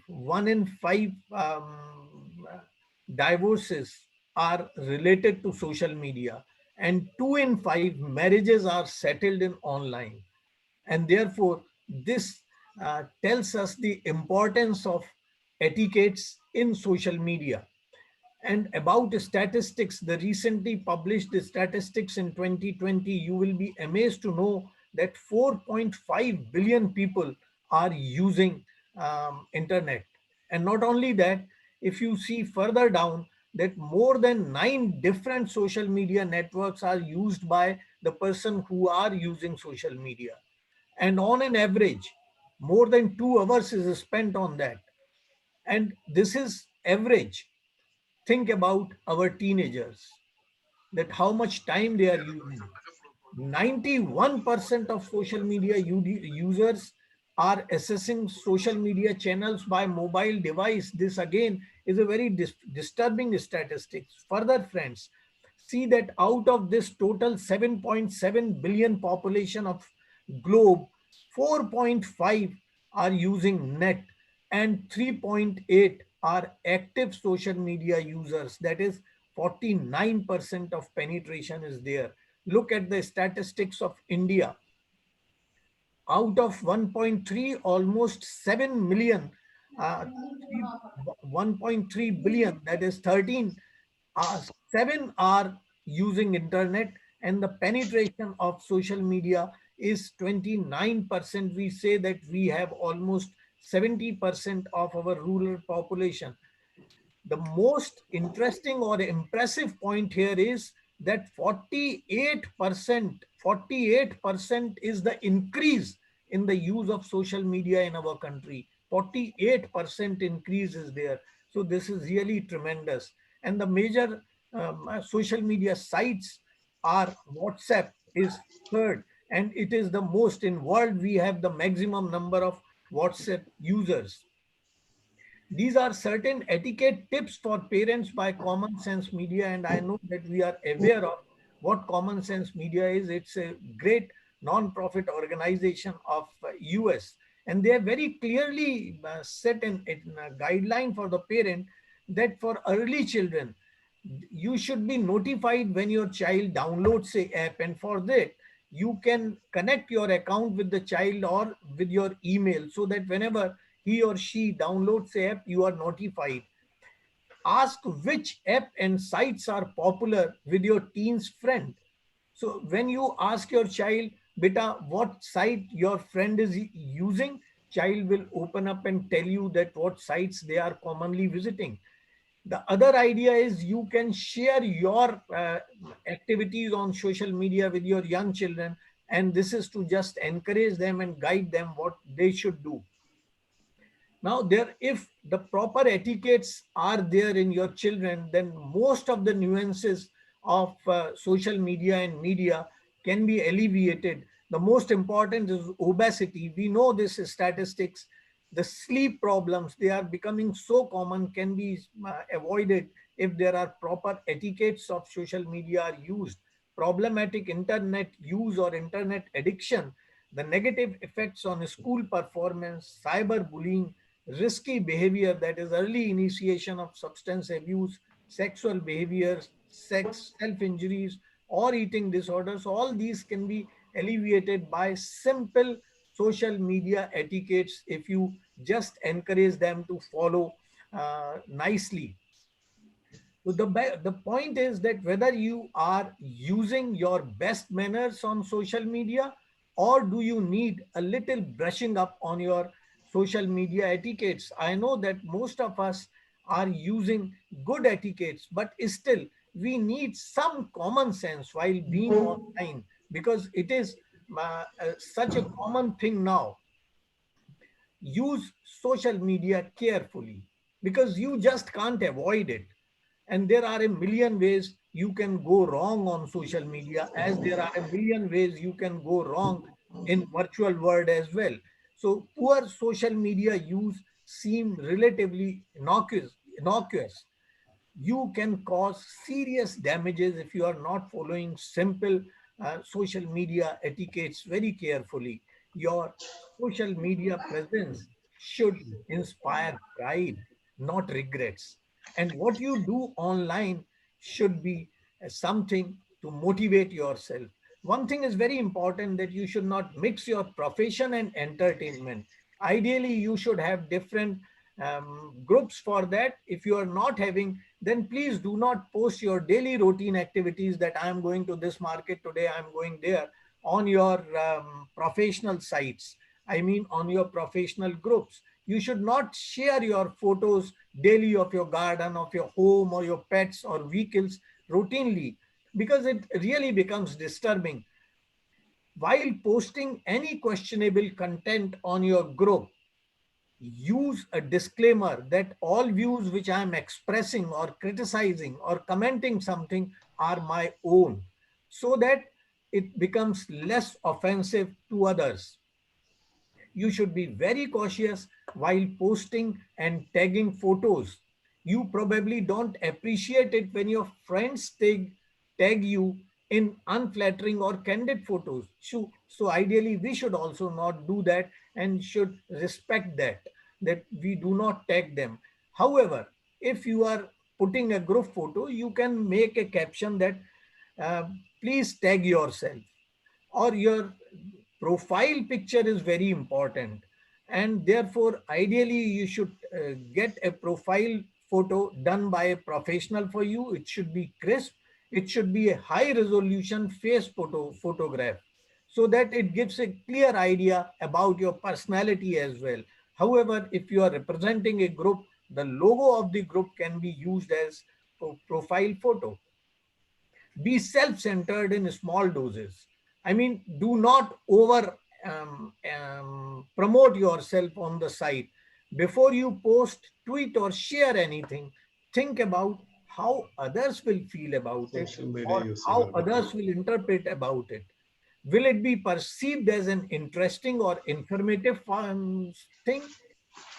So there is a rule. This was typically for Twitter, but 411 rule is there. If you are going to give 6 posts, then 4 ideally should be informative posts.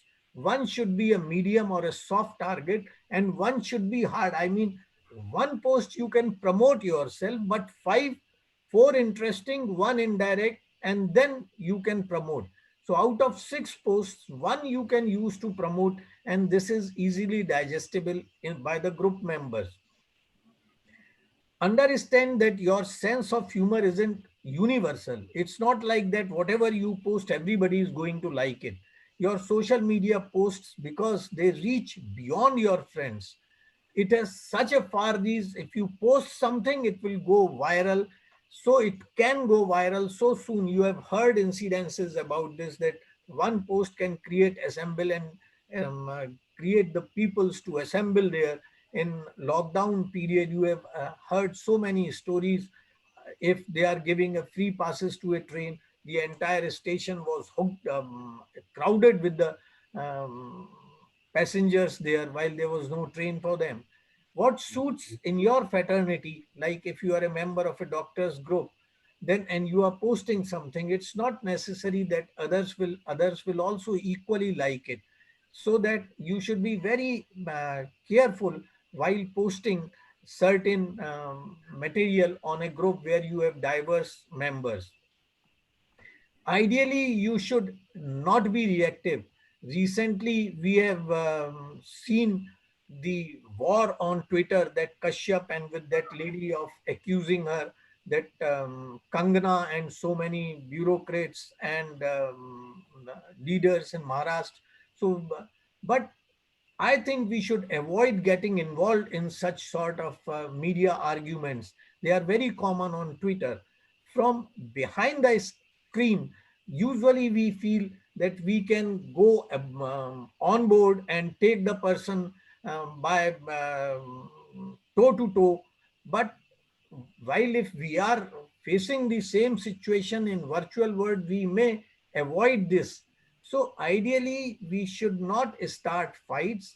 We should be polite, gentle, and try to keep yourself away from such situations.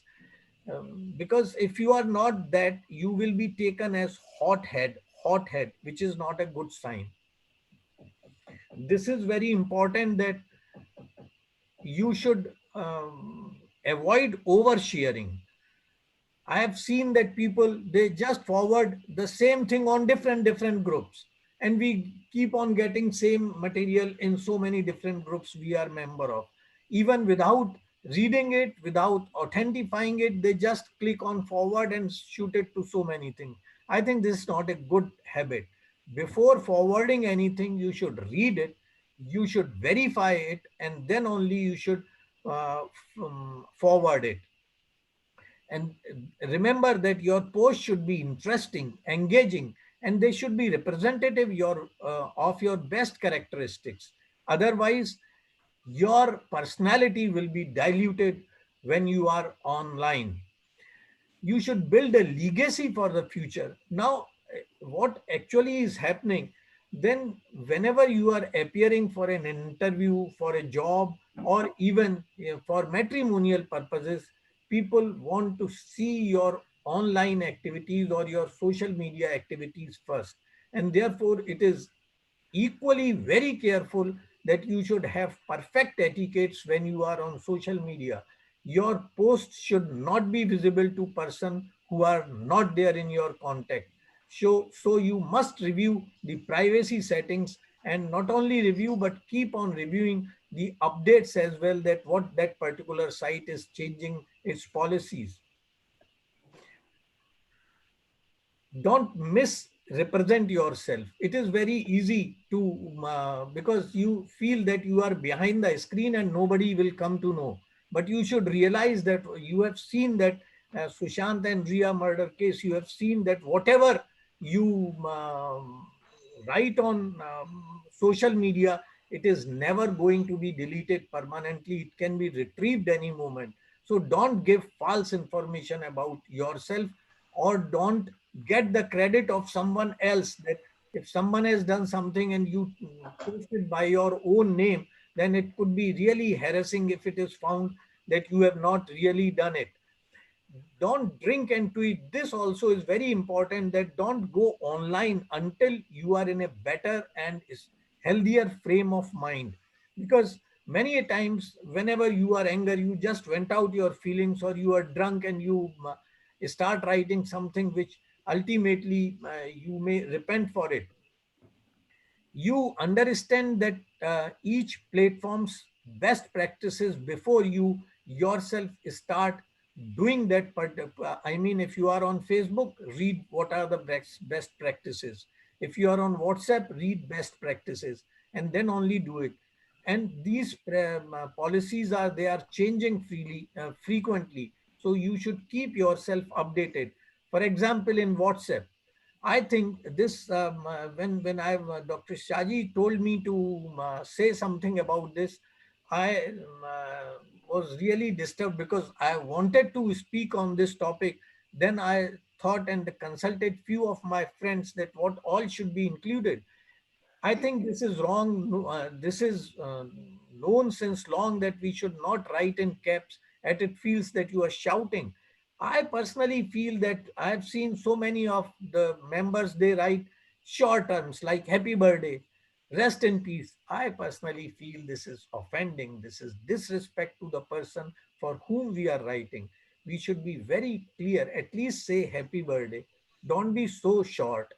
If you don't have this much of time, better you don't post this. But writing such smart word is not good. Blue ticks, I think this is very sensitive issue. If you are busy, if you don't have time, then it is always better that you disable your blue stick option. Because if you see a blue ticks on the WhatsApp and you don't reply, it person will feel offended.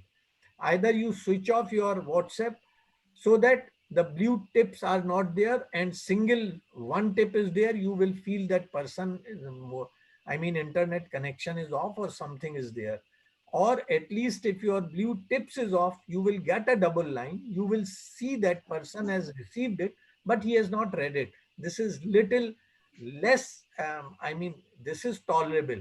So if you are busy, you are not able to check your WhatsApp entire day or might be twice a day, then you should keep them disabled. Oversharing, we have already discussed. Giving unsolicited advice or opinion, this again is a common mistake we do. Like if someone has posted a photograph and somebody starts saying, CP, your mustaches are not looking good. CP, your shirt is not looking good. Especially in case of ladies, if we comment on this, your sari is not looking good. So they feel hurt and offended, especially who is going to ask you your opinion. So restrict yourself in giving such opinions. However, if they desire so, you may give. Typo police. I do agree that we should be careful in spelling and grammar when we are posting something, but making mistakes is very common. And if you make some typing errors and somebody catches them and point it out, hey, this is wrong, you have written, it feels bad. So do realize that in typing, you may make errors, and it should not be commented. Posting bad pictures of your friends and not asking permission of your friends before posting the pictures or posting something about them. In Facebook, I think friends request is something which we be very careful. While sending a friend request to a person you are not knowing very closely, then you should mention by whose reference you are sending this reference, or who you are and how do you know the person. Because if you send a friend request and you don't get it, then you really feel bad. Twitter is old man's favorite now, like most of us are on Twitter, and it is the main battleground of online fights as we are seeing. If you don't like someone or you don't like the comments of that particular person, rather than involving in hot conversation, it is better to unfollow them or block them. There are certain very important points that oversharing your personal information, this is very essential for your own security, and this is a wonderful etiquette not to share it. This is an ethical etiquette as well. Then announcing you are cleaning up your friends and then deleting some friends. This sounds insulting to others. So don't post it that you are cleaning up your friends. Silently do it. Asking or begging for followers, it looks very bad that I'm writing this, please follow or please like it. This is not good. One should not do it. Bragging or showing off, this is very common in adolescent. Look at my this thing, look at my car, look at my bangles, look at my necklace, look at my hairstyle, look at my, I have tinted my hairs. So this is not good. So you should not do it. And similarly, don't talk too much about yourself. I am doing this, I am completed this, I'll be available on that, please join me on this. This is not good. Forgetting to write back, this is not a good habit, as we have been discussing. Once the reader sees the blue line or gets an information that you have read the message, you must reply it immediately. To sum up, friends, treat others the way you want to be treated and don't attack people with the pitches. I will say that before you post, think. And think is it true? Is it hurtful? Is it illegal? Is it necessary to post? Is it fine to post? And this is a beautiful abbreviation I found on net. Make others feel comfortable, as don't use caps, no stalkers allowed. Acknowledge others. Reply, like, retweet, or pin. Don't just walk away. See and walk away. It is hurting and it is in fact insulting to others.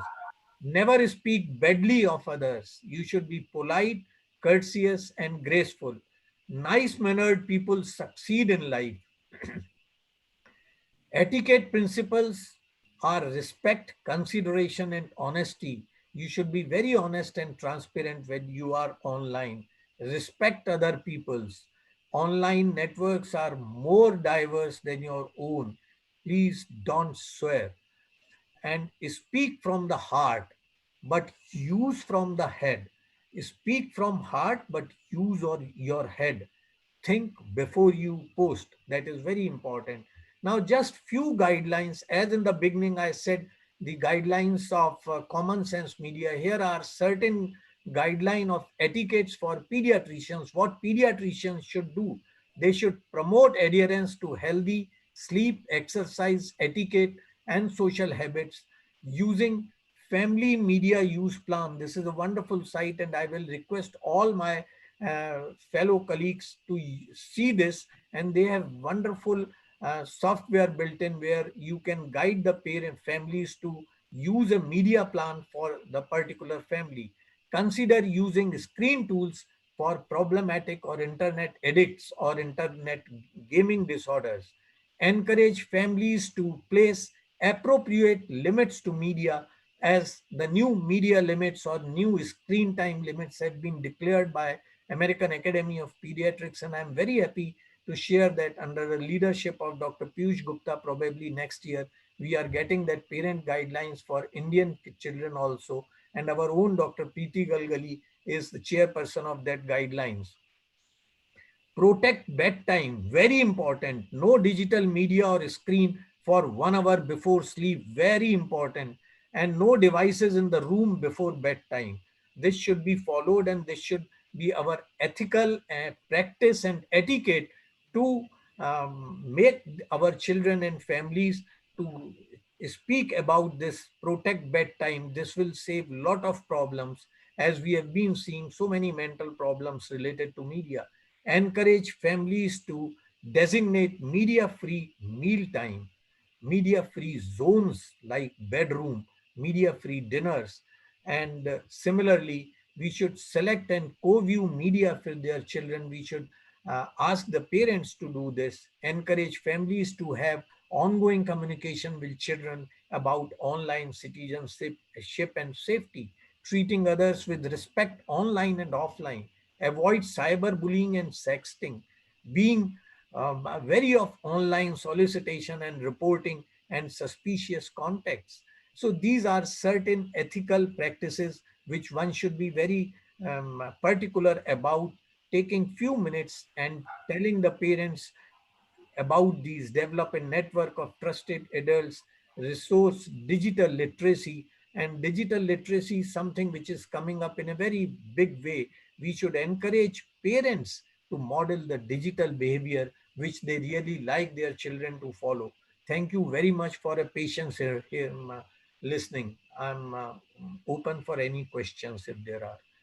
Thank you once Thank you, again. Benson sir, for the excellent presentation and highlighting the etiquettes in social media. Now the topic is open for discussion. Any questions, please?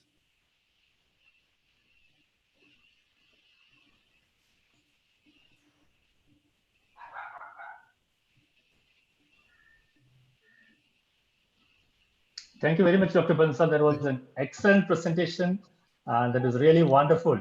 And I see a lot of comments in the chat box stating that it was excellent, it was wonderful, and so many things. So people have really appreciated your talk. Thank you very much. Thank you, sir. And thank you, Dr. Venkatesh. Now, before we go ahead, let me recognize the presence of Dr. Swati Bhave and Dr. Tuteja, two of our past chairpersons of AHA. I think in this session, except one or two, all the chairpersons had attended this conference. Really, I think we are really blessed, and I thank you all.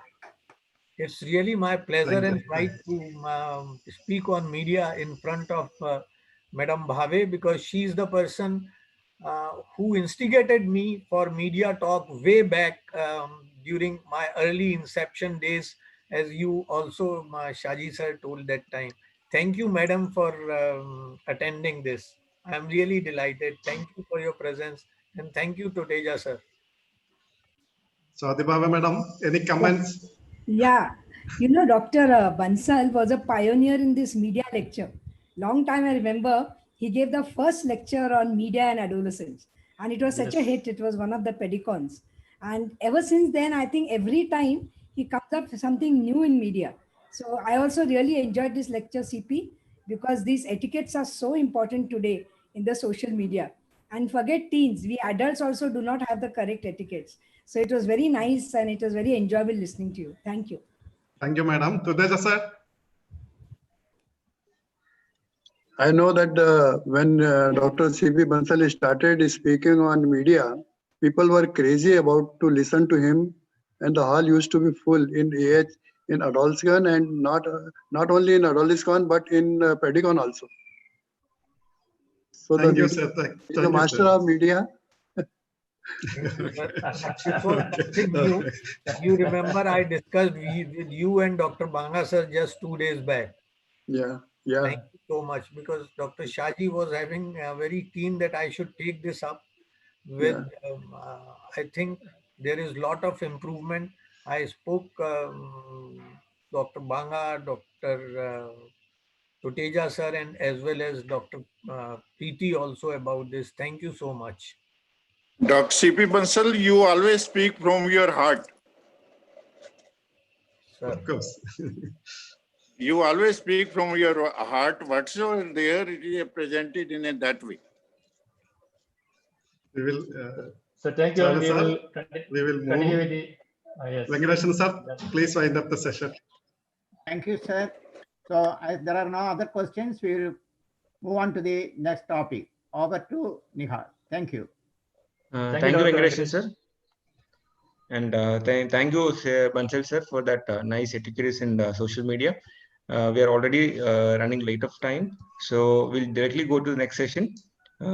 We have next in line Dr. MKC Nair oration. It's done by Dr. Krishna Kumar. Sir is the Director of IMHANS in Calicut.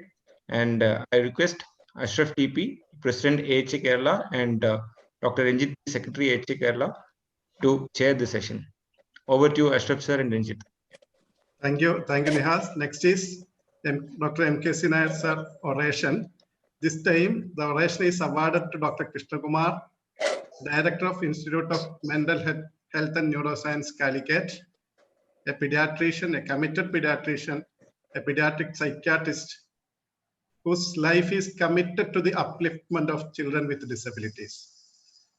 I know Dr. MKC sir needs no introduction to this audience, even though for the formality, I am introducing him because he's a dynamic personality, a dynamic organizer, administrator, excellent teacher and orator, an innovative personality contributed by Kerala to the IAP. He is the former Vice Chancellor of the Kerala University of Health Science. He was the founder director of Child Development Center, Trivandrum. Presently, he is the director of NIM Spectrum of Child Development Research Center, Thiruvananthapuram. A dynamic personality, his educational qualifications, awards and recognitions, books authored by him, including the Illing Words. He is the present editor of the Illing Words, the development for the infant and young child, the Bible of development. That is AHA Kerala conducting MKC Nair oration every year.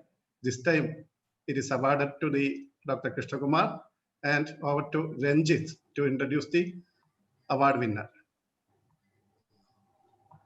Dr. Krishna Kumar. Ranjit.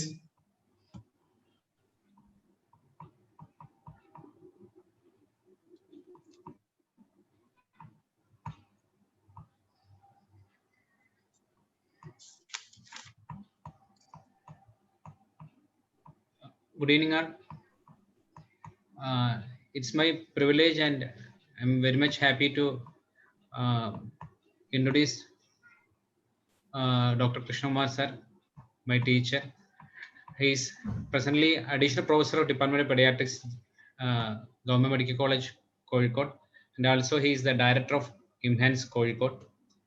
And Krishna Kumar sir is one of the few pediatricians in India with a postgraduate degree in both psychiatry and pediatrics. He is practicing child and adolescent psychiatry for the last 23 years. He had done the undergraduate training from Government Medical College, Kozhikode, and ECH DNB from Government Medical College, Kozhikode, and MD Psychiatry from Institute of Mental Health, Chennai. And he is present Director of Institute of Mental Health and Neurosciences, Kozhikode, IMHANS, an autonomous institution under Government of Kerala since 2006, and also an additional professor of pediatrics in Government of Kerala. Under his guidance, IMHANS has developed into a major institution in mental health with more focus on child and adolescent mental health. And IMHANS is now a postgraduate training center and a PhD center. And it is the only center in Kerala conducting MPhil clinical psychology, psychiatric social work, and psychiatric nursing. And CDS Child Development Services started in IMHANS as extended to all the peripheries and also with his vision. And he also streamlined the Anganwadi-based early detection and remedial therapy for children with neurodevelopmental disorders. And he is instrumental in starting the community mental health program for Northern District of Kerala in 2007, which is now extended to 14 districts of Kerala by the Health Service. And he had designed so many community-based intervention projects, including the tribal mental health program and district psychiatry rehabilitation project. He had more than 22 years of teaching experience and published more than 35 papers in pediatrics and child psychiatry, and also a faculty of medical education unit of Government Medical College Kozhikode and member of Academic Council of KUHAS. And also he is a recognized guide of PhD at Kerala University of Health and Allied Science, and serves as honorary consultant in child psychiatrist at the Prashanthi Center of Children with Special Needs from 2000 to 2018. He was the secretary of IAP Kozhikode branch in 1999 and 2000, and president of IAP Kozhikode branch in 2017 and 2018. And I was the secretary of IAP Kozhikode at that time, and it was a nice experience working with sir. And also, he is presently an executive member of state IAP. He is the state level coordinator of several IAP programs like Learning Disability Program, Child Abuse Prevention Program, Parenting Skills Program. Presently, the Secretary of Childhood Disability Chapter of IAP. He was a faculty for several national state conference of the IAP. He had published 2 books in Malayalam, Padana Prashnangal and Buddhimandhyam, for public awareness on learning disability and intellectual disability, and several articles on psychological disorders in development disorders in all medias. He is married to Dr. Geeta Govindaraj, Madam, Professor of Pediatrics at Government Medical College Kozhikode, and one son, Akshay, working in Apple Software Company in USA. And with these words, I welcome Rishamar sir for the MKC's sir oration. Over to you, Dr. Krishna Kumar, to talk on impact of COVID-19 on the adolescent from a psychological perspective. Over to you, Dr. Krishna Kumar.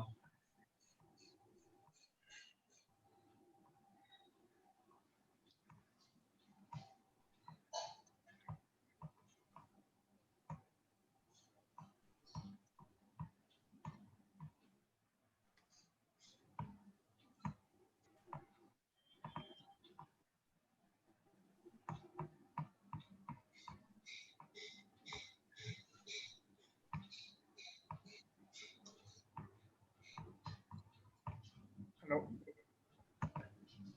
You are audible, Krishna Kumar. Good morning to all.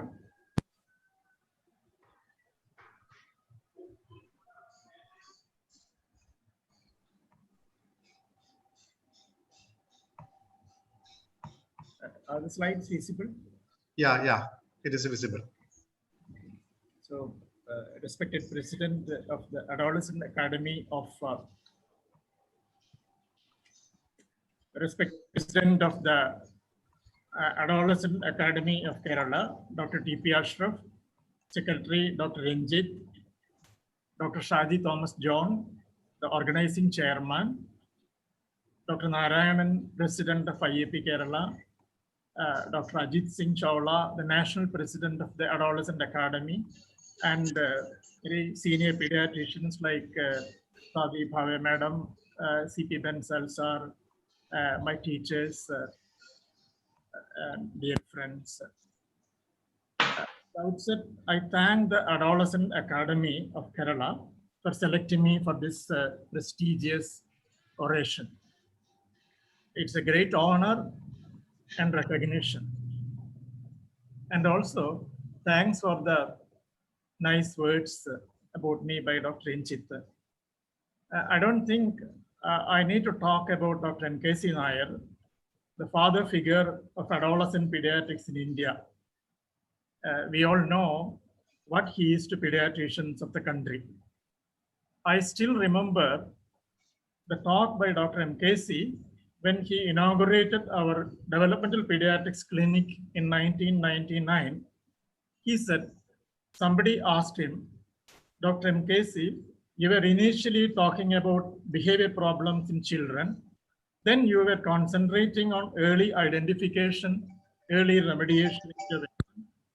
Then on care, which subsequently antenatal care, and now you're all about adolescence. And he told, his answer was, it is all the same. Now, after 20 years in dealing with children, adolescents, with psychological disorders, developmental disorders, I realized the fact that when we see children, or say better India, you can say Achhe Din, we should concentrate on the adolescents.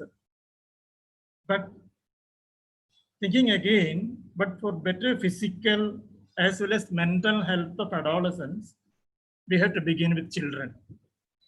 Healthy childhood, healthy parenting, etc. And it goes back to beyond childhood. So it is a circle with no beginning or end. And the need of the hour is to act today. All the different stages of life cycle are equally important. Maybe that is what Dr. MKC meant when he said like that.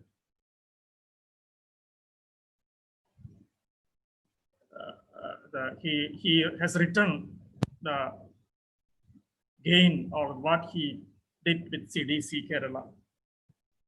Now, probably with the now famous statement, medicine is a social science and politics is nothing but medicine in the large scale by Dr. Rudolf Virchow in the mid-19th century.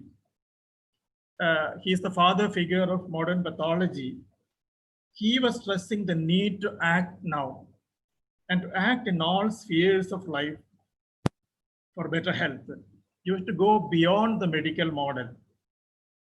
What he said in the mid-19th century is all the more relevant in the context of the prevailing socio-economic situation arising from the COVID pandemic today.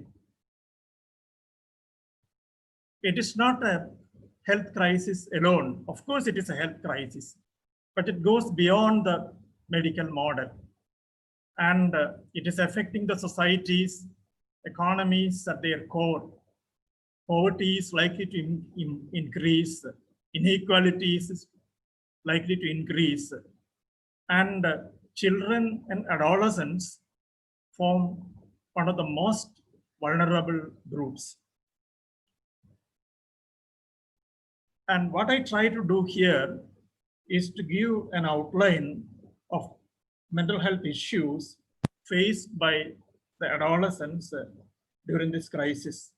And these problems may continue even after the pandemic is over.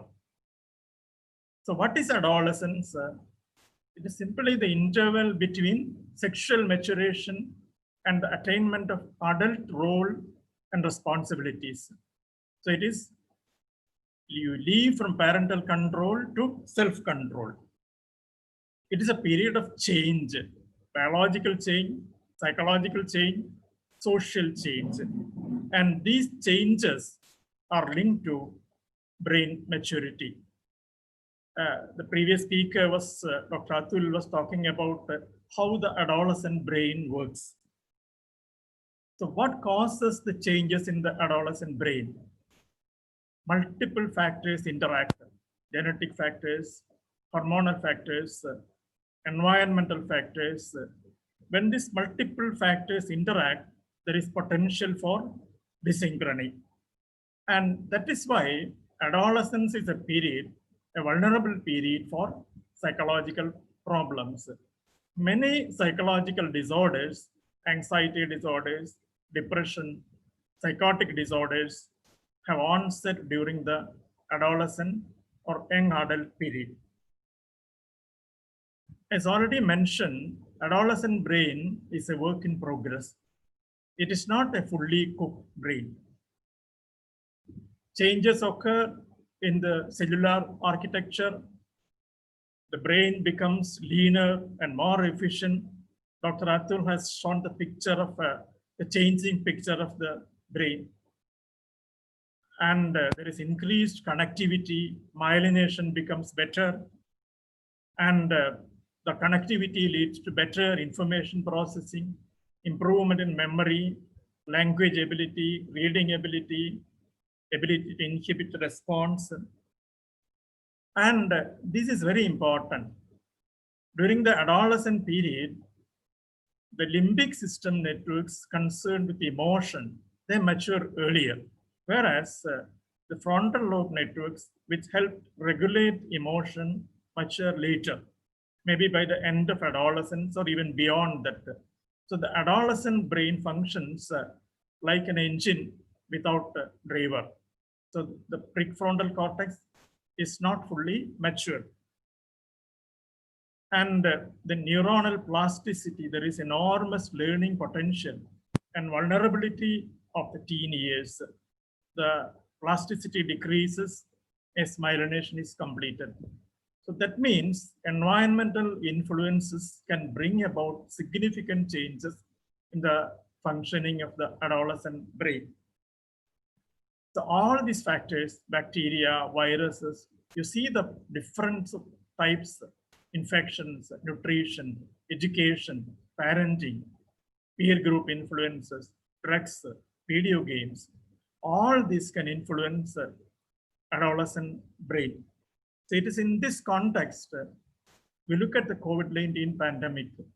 The COVID-19 has resulted in a total change in our concept of the world view.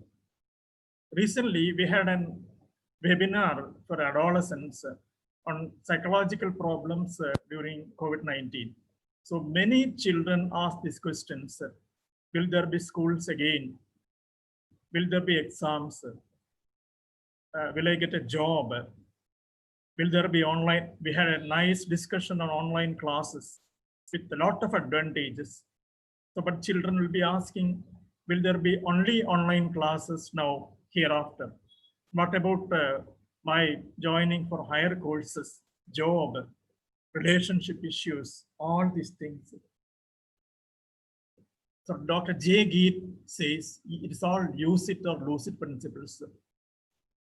What are the, if the teen is doing music or sports or academics, those are the cells and the connections that will be hardwired. So whatever experiences, messages reaches the brain, your brain grows in such a way.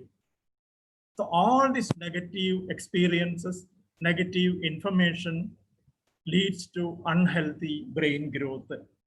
So healthy choices, the teens have their own ability to control brain growth. So healthy choices, healthy brains. Unhealthy choices, unhealthy brains. So all these influence the brain growth. Diet, you see, all these aspects have changed after the COVID-19 pandemic. Diet, first exercise, online classes, the family dynamics has changed a lot. Your internet using, screen time has significantly changed. And if you see psychological theories on adolescent development, Erikson talked about identity. So it's the period where the adolescent boy or girl develop his own or her own identity in the society. And cognitive development, abstract thinking, music, poetry, sports, it needs interaction with environment. Sexuality, the gender or sex is a biological concept, but sexuality got a lot of psychological, social connotations. It needs interaction with society. Kornberg talked about adolescent period is a period of moral development, which is right, which is wrong. And all these are linked to healthy social interactions, and which is cut down or limited, reduced during the COVID pandemic. So how this situation is going to affect adolescent brain growth, and what will be the consequences of these changes in social experiences, in social situation. So we don't have data on long-term impact of this crisis, but short-term data is now available, especially from China, Spain, USA, UK, and all. So mental health of adolescents during the COVID, all these factors influence stressful life events, death of relative, a relative admitted to ICU with COVID-19, or somebody is running around without getting a hospital bed for admission treatment, and extended home confinement, grief following multiple aspects, death or illnesses, lack of loss of relationship, all these things, and intrafamiliar violence, overuse of internet and social media. We have seen the problems. If you review the literature, we have no data available on these problems. Post-traumatic stress disorder, where you experience anxiety, you re-experience the older event with lot of problems like lack of sleep, fear, withdrawn behavior, tense, and all.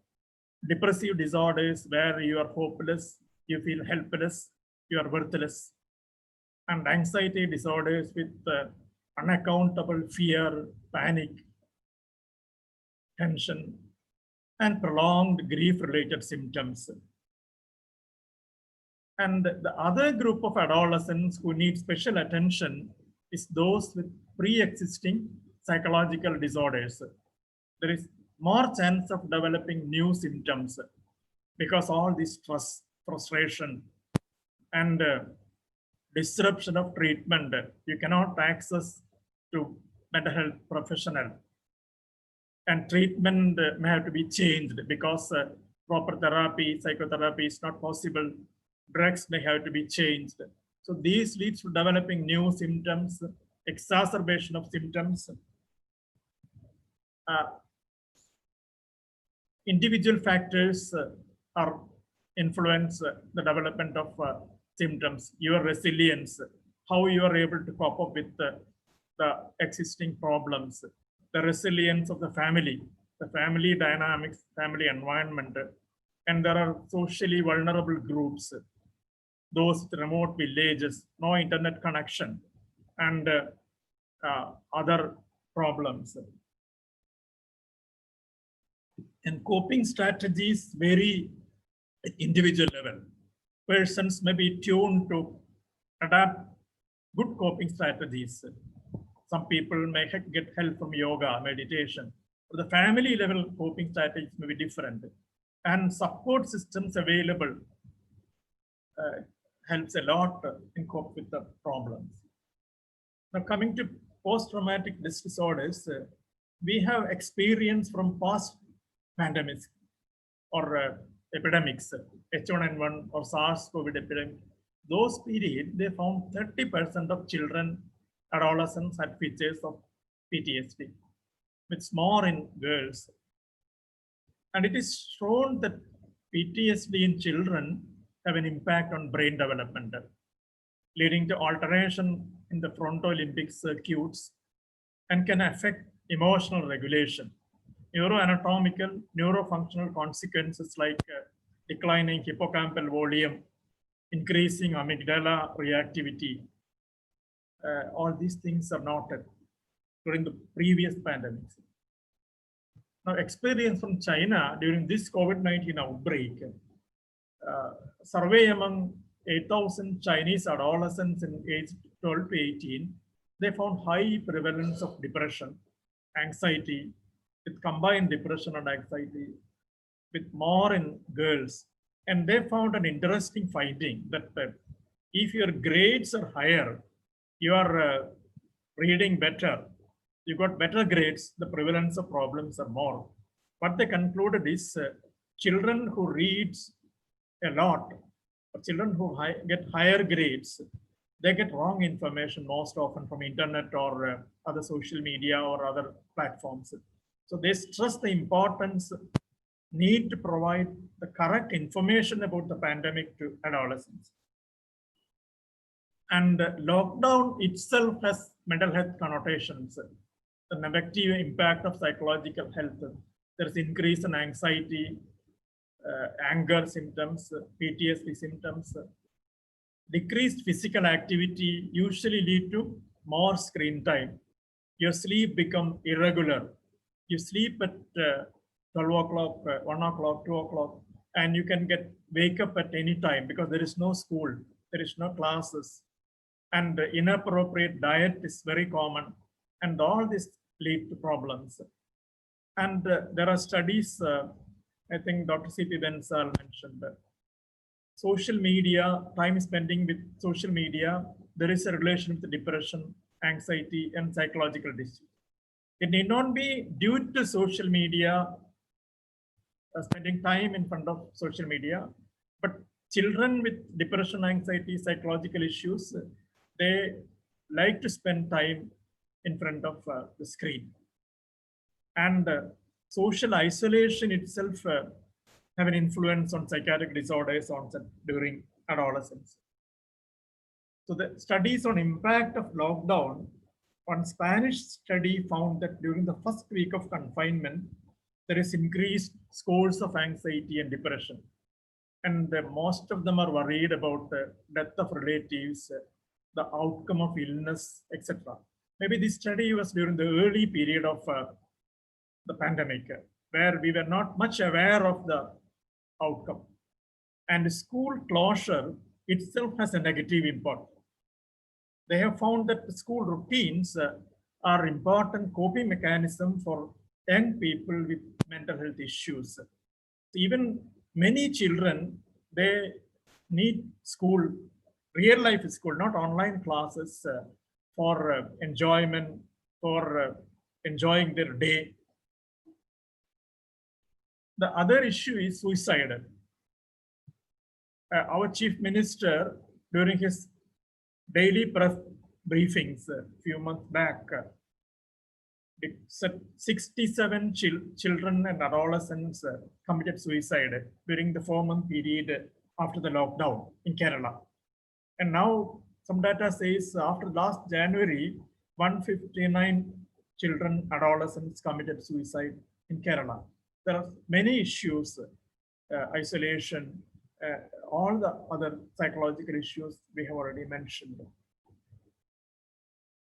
Adults, there are studies on adults suicide attempts, but not much on children and adolescents. And in another Chinese study, they found that the worry of children, the college students, were the economic impact, whether they will be able to continue their study, the effects on their daily life, and delay in exams, delay in academic activities.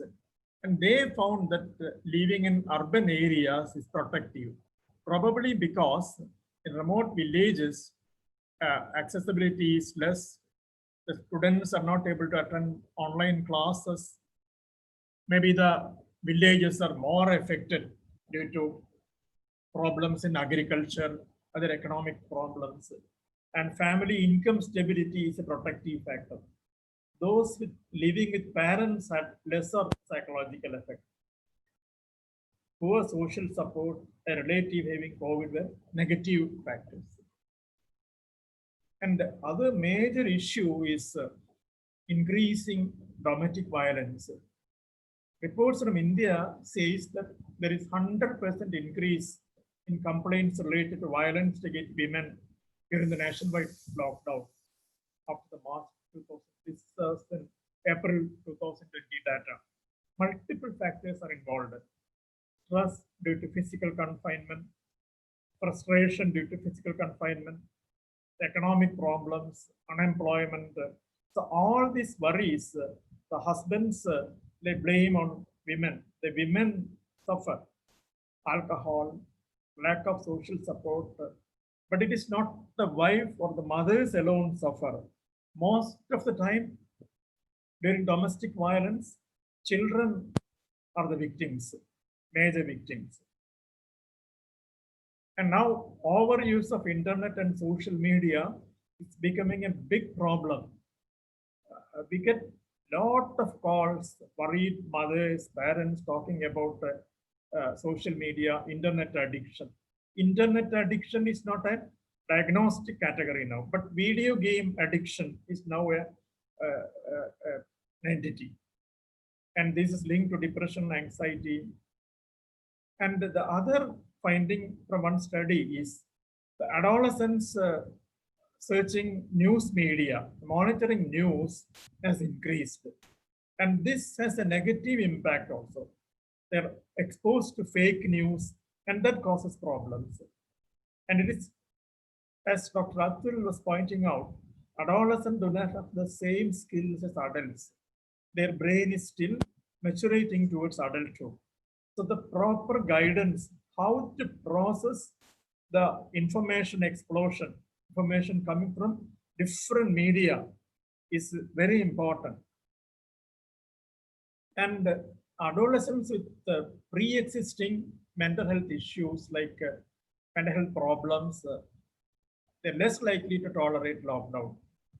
Concern about the continued care of patients with psychiatric disorders problem.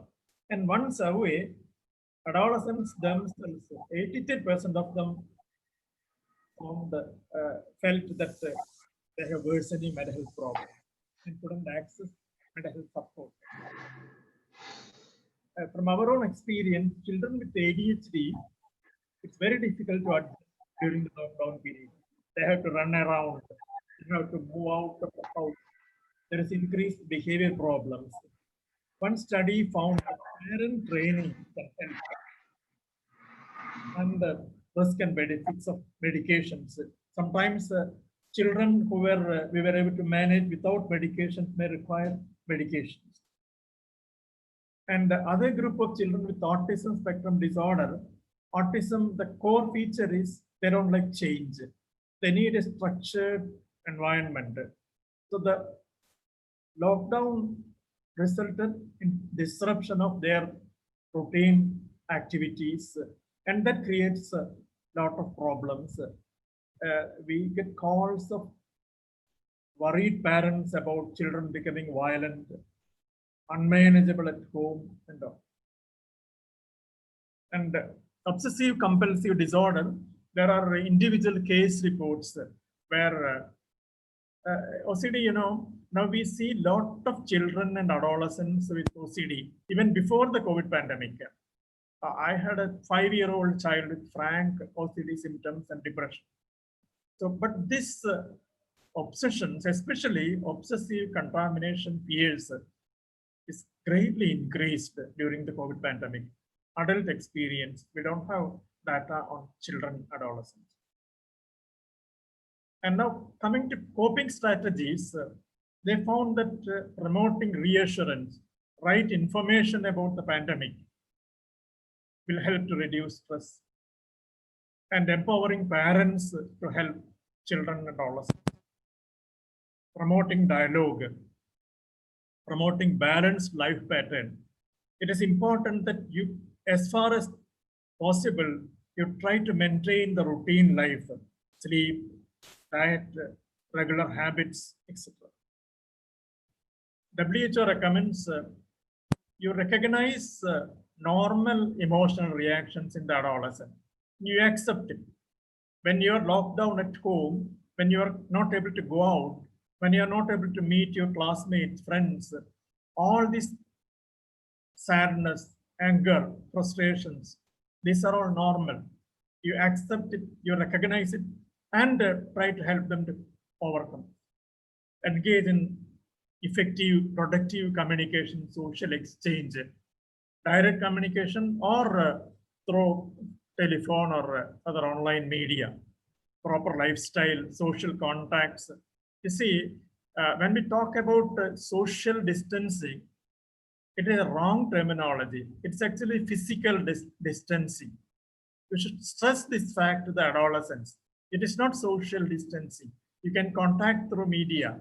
It is physical distancing. And unhealthy coping strategies like smoking, alcohol, other drugs should be avoided. And help-seeking behavior should be promoted.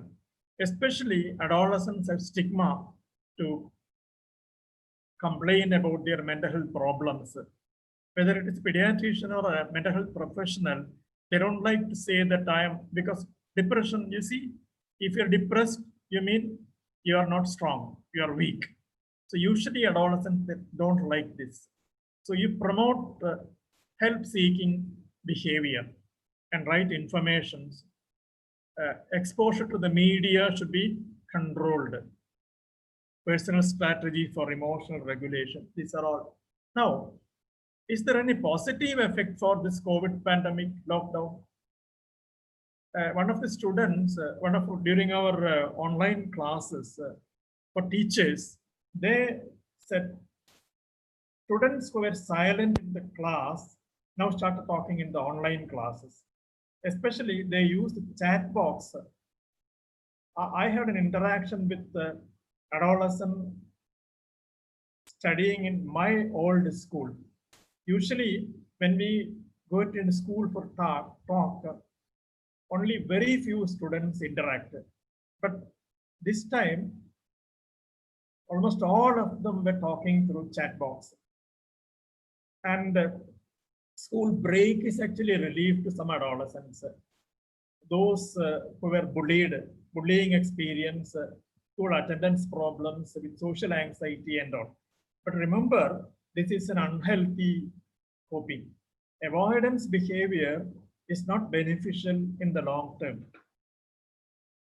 Now, the other benefit is several countries have developed innovative methods in mental health service delivery, like teleconsultation, telepsychotherapy, telepsychiatry, emergency helplines. Even in our country, there are many NGOs, governments have started online helplines.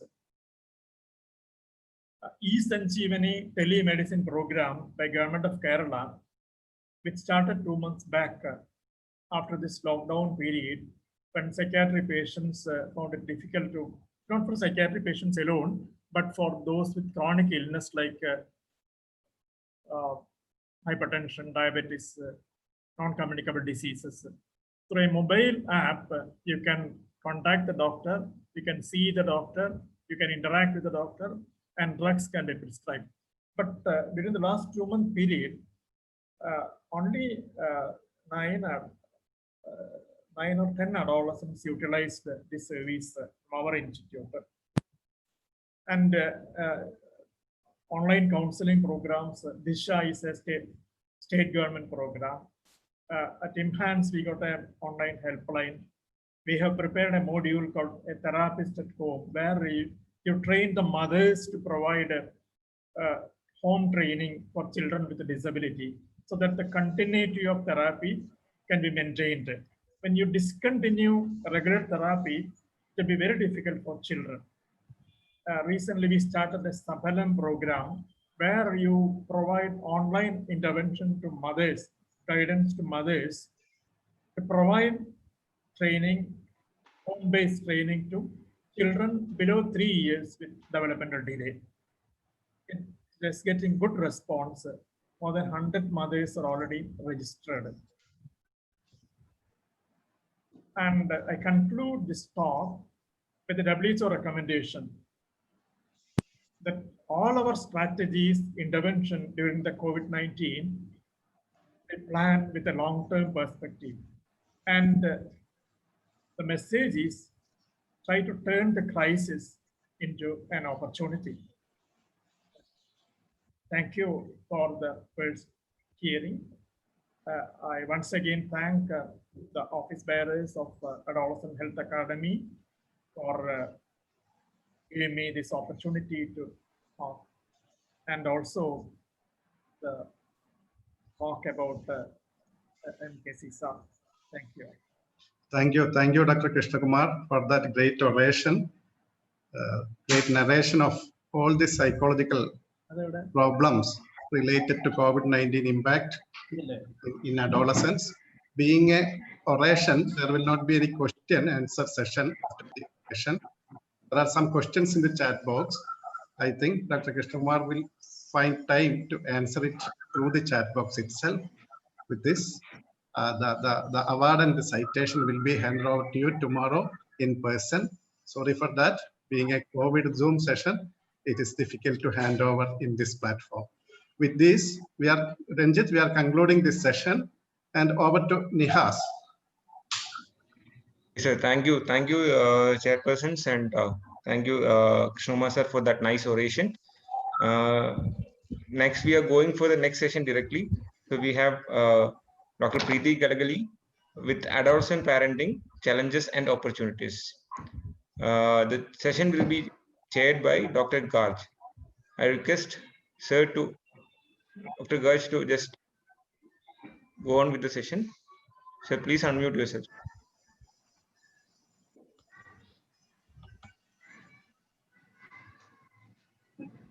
So you can unmute yourself. Yes, sir. It's okay, sir.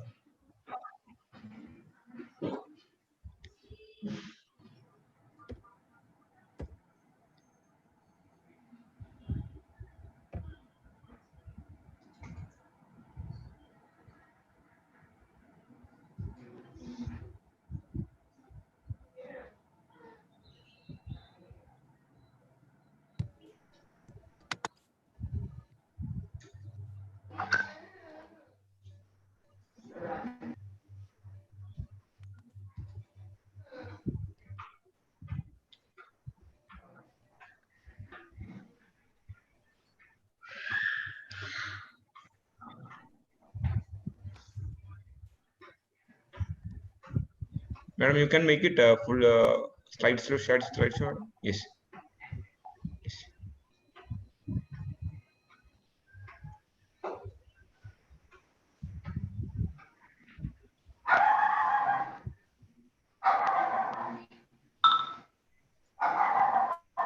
I request Dr. J.C. Garg to take over the session. No, please, thank you. Continue. Okay. Preeti Madam, we can start the sessions. Over to you. The topic is open today now. Adolescent parenting, opportunities and challenges. Yes, madam. Good afternoon, everybody. There is no higher call than being a parent, and the end result of parenting is the parent, not the child.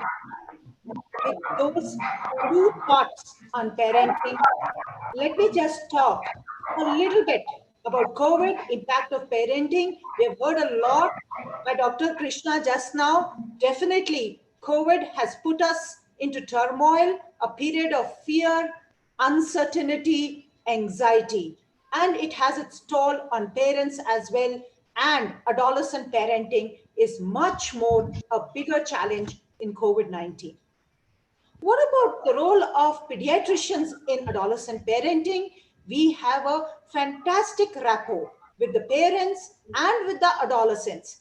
We have an opportunity to revolutionize the way in which the society thinks about parenting, especially parenting of adolescents. We can raise awareness, we can shift negative perceptions about parenting of adolescents, and we can provide tools for raising healthy teenagers.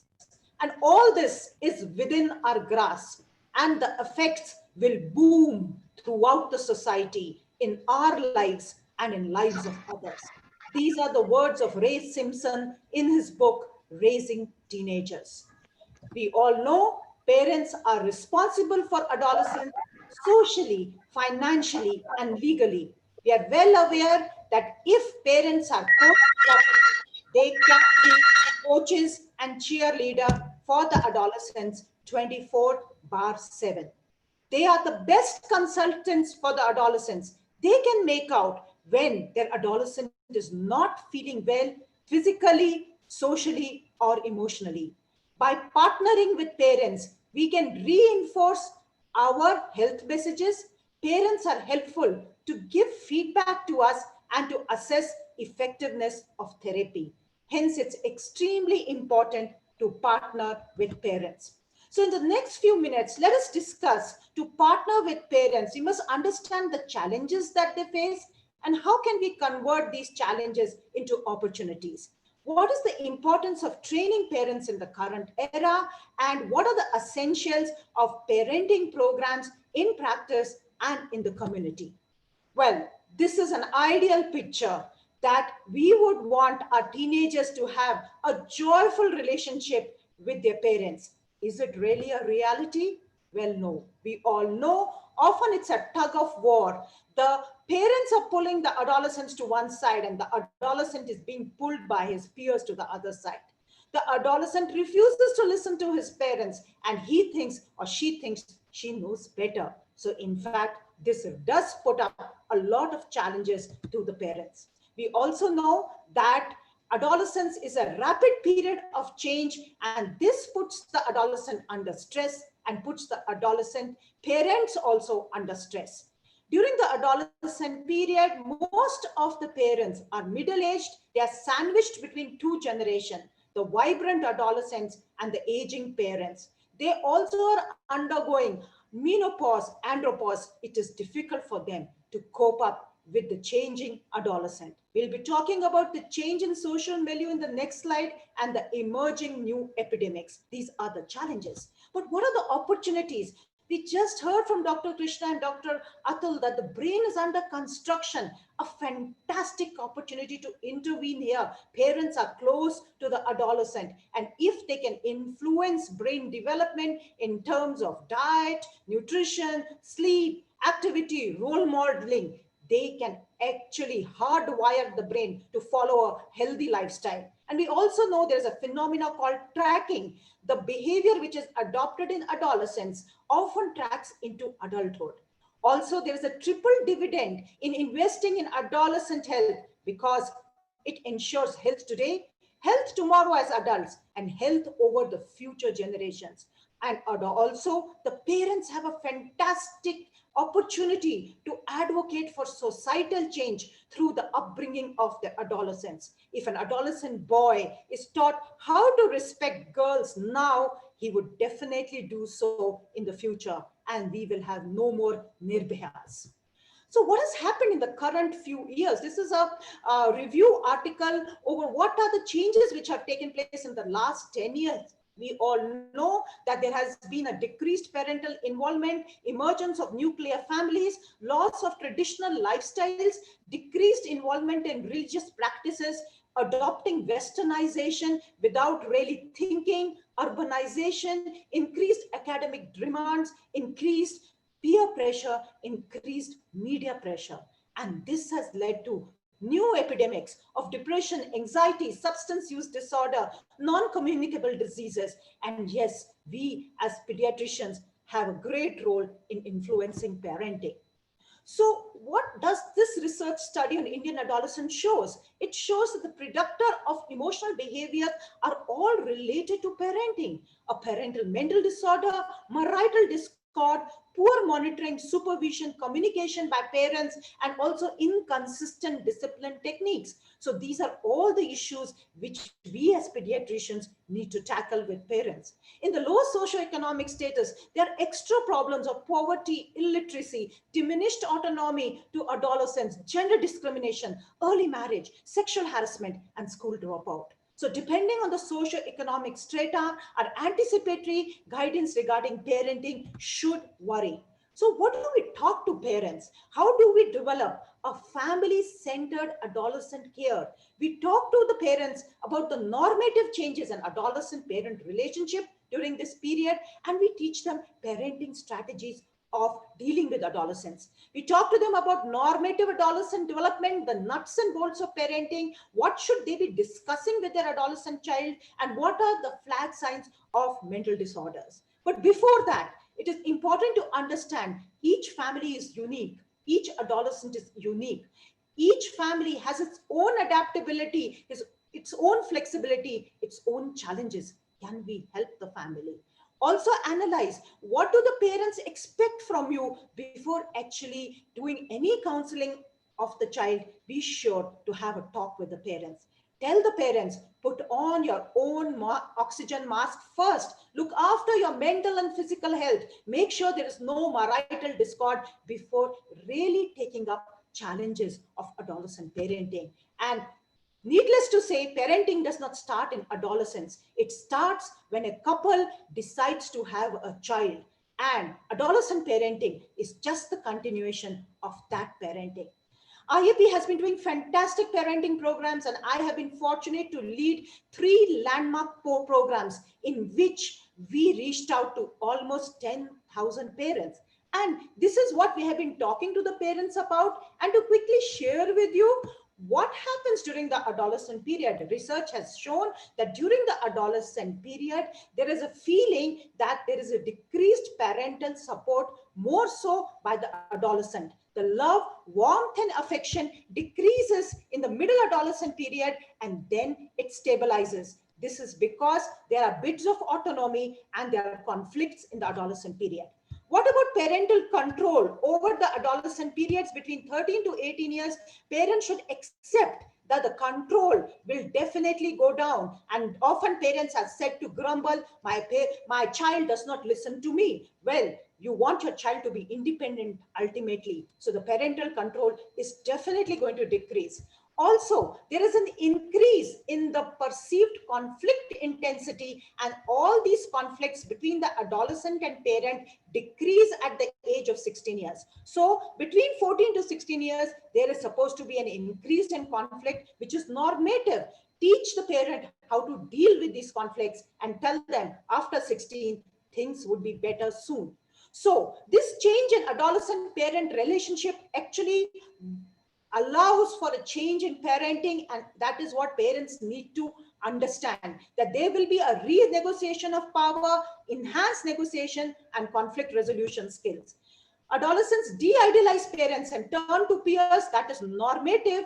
Teach the adolescent how to choose the right kind of peers. There's bickering over daily mundane issues like cleanliness, time management, appearance, dressing sense. That all is normal again. Teach the adolescent discipline with assertiveness and flexibility. And these are the points which we need to discuss with the parent. We all have talked about neurodevelopment. Again, the prefrontal cortex, which is the control center, only matures in the late 20s. Until then, the highly intense reactive emotions of the adolescent and the sensation-seeking behavior has to be controlled with the help of the parent and the teachers and the counselor until the judgment center matures in the late 20s. It's important to tell the parents, yes, the adolescent will be impulsive. He'll be highly emotional. Small things are going to hurt him. Do not compare. Do not put him down. Involve him in healthy rewards like music, dance, exercise. Appreciate him once in a while. If he does not stimulate the reward center in a healthy way, he will go for the unhealthy rewards of drugs, sex, media, gambling. Also tell the parent that the cerebellum matures only by 18 years and motorized vehicles need to be given only after that age. It is neither neurodevelopmentally correct or legally correct. So there are 2 non-negotiable rules. One is no motorized vehicle before 18 and no use of drugs or alcohol before the age of preferably 24, because drugs are neurotoxins to the brain. Let me come to my first case. A 16-year-old was brought by her father, and the father said she is very aggressive since the past 1 year. When I talked to this adolescent with privacy and in confidentiality, she said, my mother gets mood swings, she gets rage attacks, she's very abusive, she also has episodes of intense sadness. I'm sure you guessed it. She had a bipolar disorder. Once the mother was treated, the adolescent was fine. So it's important to tell the parents to put on their oxygen mask. Coming to the basics of parenting, yes, we all know the 4 classic styles: the authoritarian, the tiger mom, the authoritative, which is high on behavior control and also high on supportiveness, the dolphin type of parenting, the permissive parenting, which is jellyfish, and the uninvolved parent. So if a child comes late back home, the authoritarian parent, what does he do? He gives a slap, and the child gets either very submissive or gets rebellious. What about an authoritative parent? He asks, what happened? And the child said, my friend had a fall and I had to help him and take him to the hospital. This helps to develop self-regulation. And what about a permissive parent? He does not even bother about rules. And this is the spoiled brat kind of a parent. An uninvolved are the parents whose children usually turn out to be juvenile delinquents. In the latest era, we have this helicopter parenting and the snowplow parenting, where the parents would just never leave their children and make them over dependent on themselves. This is no good for emotional growth or independence. So what do we tell the parents? Be the child's coach and cheerleader. Give a warm and responsive environment, fun-filled moments. Allow the adolescent to fail. Allow him to explore. Be supportive. Develop resilience. Give unconditional love. Be available. Make sure your parenting treats both the sexes equal at home. And make sure that there is gender balance. Monitor. Give positive discipline. Communicate effectively. Be a role model, which is so very important. Just a few tips about communication. Remember, the spelling of communication with an adolescent is Listening. Listen, listen, listen. We have 2 ears and 1 mouth. Learn to listen more. Express yourself. Do not lecture. Do not compare. Use appropriate non-verbal and verbal language. Don't be on the mobile while talking to your adolescent. If an adolescent, you catch him in a movie theater when he should be in college, tell him, I saw you at the movie theater today and I did not like it because I expect you to be in the college. Don't say you never listened to me. You have never ever listened to me. You're always hurtful to me. Please remember to stick to the present and to the topic of discussion. Sometimes use humor, a humor which does not hurt the adolescent. And this is a nice cartoon to tell the adolescent that now the TV is flat, but the adolescent is fat. Your adolescent might like it. Telling you the importance of monitoring. Let me share with you quickly the story of 2 parents. One of the parents came and said, both of them came and said, in fact, that they saw marijuana in the school bag of their adolescent. One of them came immediately, and when I talked to the adolescent, he said he took marijuana because all his friends took it to beat the stress. And we talked about stress management. And then finally, this adolescent is now doing his engineering. What about the other adolescent? The mother came very late when the adolescent was with severe substance use disorder. And she kept telling me, this child is going to get better. But unfortunately, the child did not get better, and the child is now growing marijuana at home and is totally jobless and is now a young adult. So it's very important to monitor the teen whereabouts and intervene. Also to monitor adolescent behavior. Look at these parents. They noticed that the handwriting of the child had changed and they thought this child was just acting. In fact, when they took this child to me, I said this child needs evaluation by a psychiatrist, and this was a case of adolescent schizophrenia setting in. And look at this mother. She came with these pictures that this child was having suicidal ideation. Talking to this child, we understood that this child had severe depression, and with the help of a psychiatrist, we could in fact save a life. So parents have to be told about the flag signs of change in behavior, a change in mood, a change in interest lasting for more than 2 weeks.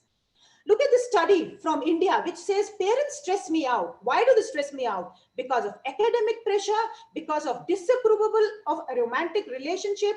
They limit on how to use my time. They control my career choices. They beat me. My father uses alcohol. There's gender discrimination, and the girls are made to do household chores. This tells us what should we talk with the parent to talk thereby with the adolescent. So a parent of an adolescent needs to talk with the children about normal adolescent growth, about a healthy lifestyle, about family values, discipline, rights, duties, responsibilities, about law, about the POCSO law, about not doing sexting, about the internet law, about the age of consent for sexual activity. All this needs to be taught. The parent also needs to talk about academics, time management, career choices, life skills, drugs, sexuality, media, saving money, taking the adolescent for annual health checkups, and ensuring vaccinations. Again, re-emphasizing the importance of the digital footprint. Whatever you post on the media is not at all private, and this has to be reinforced. In the end, I want all of you to tell the parents of adolescents the best thing to spend on your child is your time. That's so very important. Sometimes we are so concerned about giving our children what we never had growing up. We neglect to give them what we did have growing up. And that was the values which our seniors shared with us, which our grandparents shared with us, which our uncles and aunts shared with us. The precious moments which we spent with our parents having fun. These are the things which we cherish. In the end, give roots and give wings to your adolescents to fly. And remember, they are going to leave you. You are going to be left with an empty nest. But that is for another lecture after a few days. Thank you very much for giving me this opportunity to share my knowledge with you.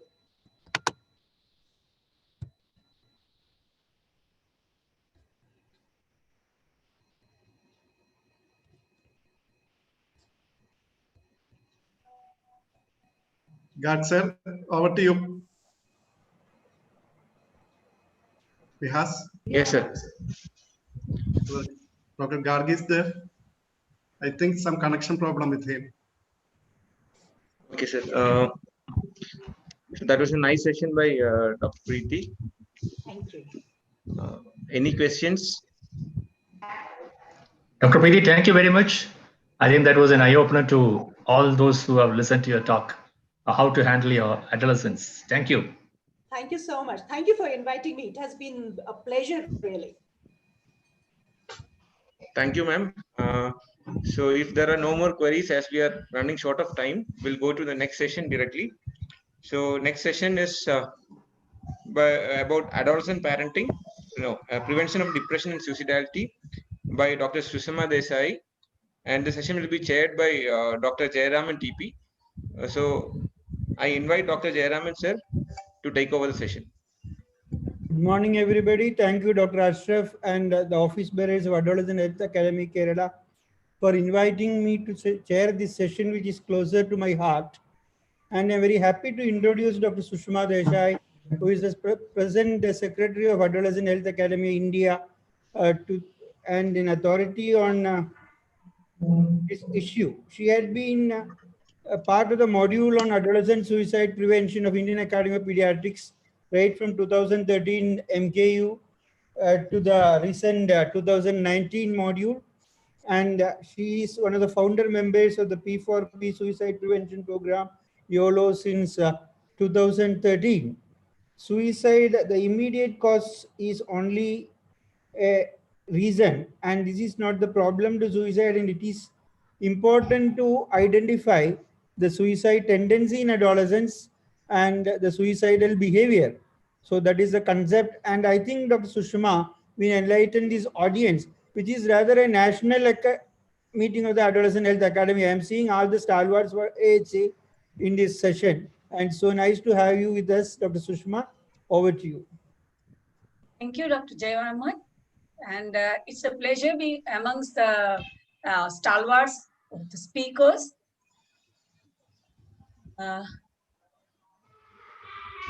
Can you see my screen? Please share, madam. Please share, madam.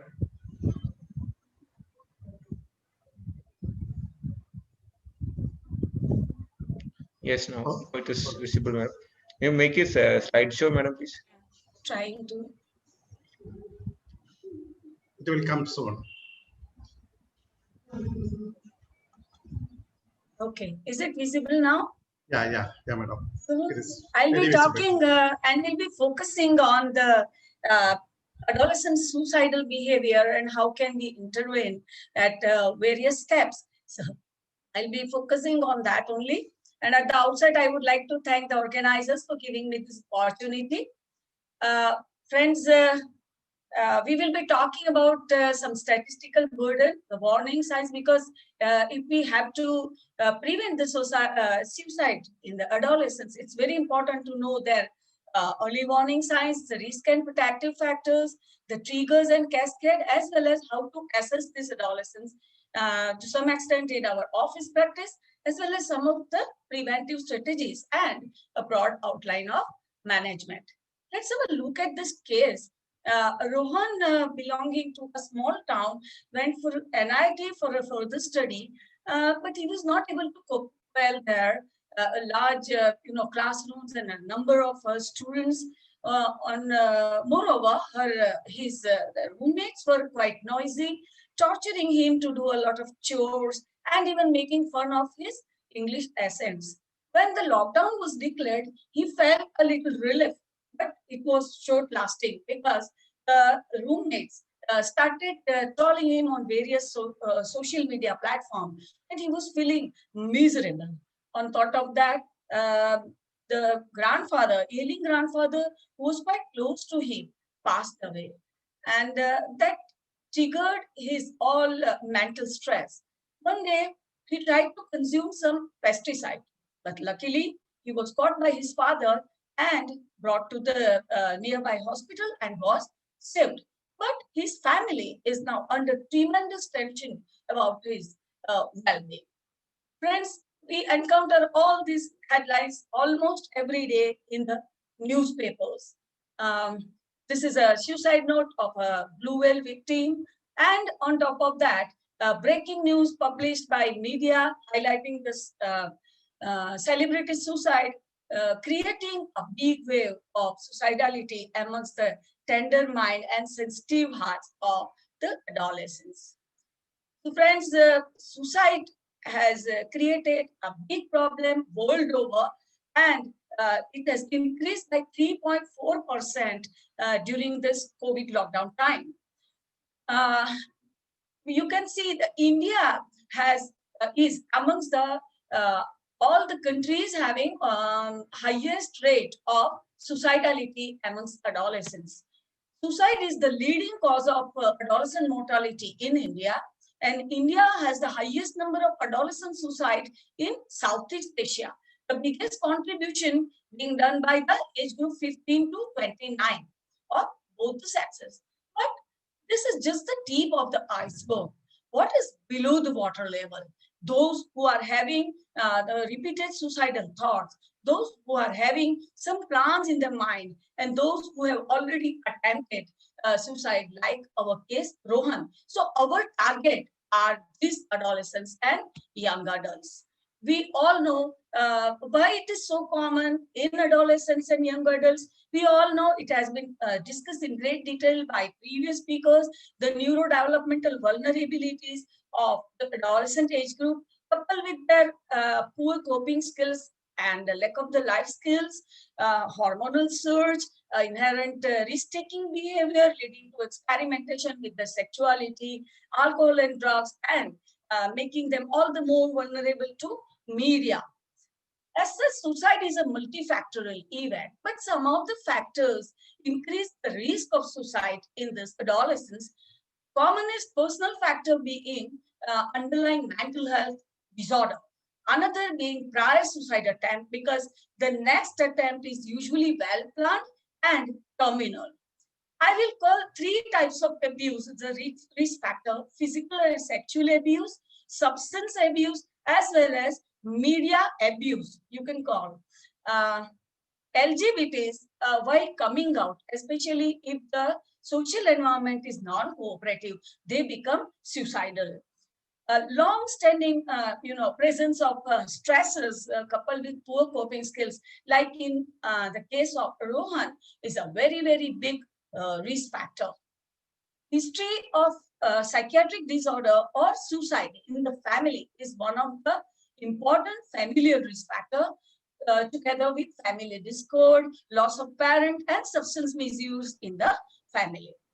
Academics is one of the most important contributory factors for adolescent suicide, especially in India. Negative school environment, negative peer pressure, bullying takes a big toll on their mental health, making them suicidal. Poor academic performance, especially because of the undetected learning disability. This is another very, very important risk factor. Apart from that, easy availability of the lethal means. Son of a PSI committed suicide with the service gun of his father in my city. Having been exposed to suicide in the family, friend, or media highlighted reporting. All these are the risk factors for the adolescents. A little bit deeper about media influence and suicide. Apart from media addiction and problematic internet use, the video games like Blue Whale and Momo, cyberbullying is a very big impact on adolescent mental health. Irresponsible media reporting highlighting the suicidal events, especially celebrity suicide, and discussing it for days together leads to copycat suicides or suicide contagion in adolescence. Apart from that, there are many pro-suicide websites, message boards, and chat boards which not only report the suicide incidents but also document the methods, providing a ready-made plan of suicide to the adolescents. Six-pack abs and zero-figure models, they lead to a lot of body image issues, leading to self-harming behavior in adolescence. Pornographic addiction is extremely important risk factor, creating mental health problems and self-harming behavior in adolescence. When the adolescents, they are facing or passing through the phase of severe long-standing stress, if some triggering event takes place, like examination failure, relationship breakup, sexual assault, or death of a family or dear one, it leads to a big impulse of suicidality in the adolescents, because such triggers sometimes leads to the feeling of being trapped. There is no way to get out of it. I'm trapped. I'm not able to find any ways to get out of this. Then the adolescent starts feeling like that. There is a strong wave of suicide occurs to their mind. But there are some protective factors too, like strong family support, early detection, or absence of underlying mental health problem, good personality traits like good lifestyle, good resilience, absence of any other problems like substance abuse. These all are very good protective factors, apart from the safe environment where there is no availability of the lethal means. WHO has proposed a very good chart depicting the whole cascade of events which takes place before the actual attempt takes place, and what are the various stages where we can intervene to prevent the suicide. So to start with, an adolescent having an active mental health disorder or passing through a phase of severe stress, if there any trigger happens, okay, it leads to acute mood change, leading to suicide ideation and impulsivity regarding committing the suicide. But at this point of time, if some of the protective factors are present, like the presence of supportive environment, lack of the availability of the means, or detection of the mental health problems and early detection of the warning signs, then the support is provided and the life is saved. While on the other hand, if there are facilitators present in the, for example, in the form of influence of alcohol or drugs, unsupportive environment, easy availability of a weapon, or well-crafted plan, then it is more likely that this impulse culminates into act and the life is lost. So we can intervene at these stages, where the adolescent will show a lot of warning signs. If we know these early warning signs, which are depicted by the adolescents, suicidal adolescent, we can intervene at this stage. These warning signs can be in the form of feelings of hopelessness or actions like collecting the means, or some of the mood changes or changes in the behavior, verbalization of the death wish, or there is a presence of triggers in the life of a stressor. American Association of Suicidology has proposed the mnemonic is part 1 to show the various signs of suicidality. I'll show some of the adolescent specific warning signs. The most important being not taking part in fun activity or loss of interest in favorite activity. Like this boy who likes the cricket so much, stop taking interest in cricket at all.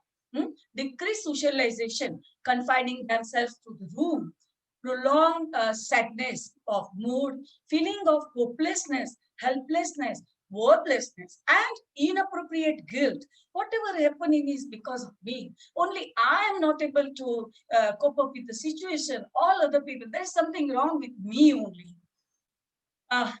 Another important feature is irregular presence or in the school or colleges or deteriorating school performance. It is extremely important feature. Like in our case, he had a history of deteriorating performance, academic performance. They become easy to anger, aggressive, breaks into the fights, like in our case, he had a big fight with his own sibling the previous night. So this is a more characteristic warning sign in case of boys. Decreased self-care. The adolescents, they are so fond of grooming themselves. If they stop taking care of them, this is a very important warning sign. Posting the messages on social media, this is extremely important warning sign. I'll show you some of the posts of, Sushant Singh Rajput. These were so much, this was showing a lot of mental turmoil in his mind.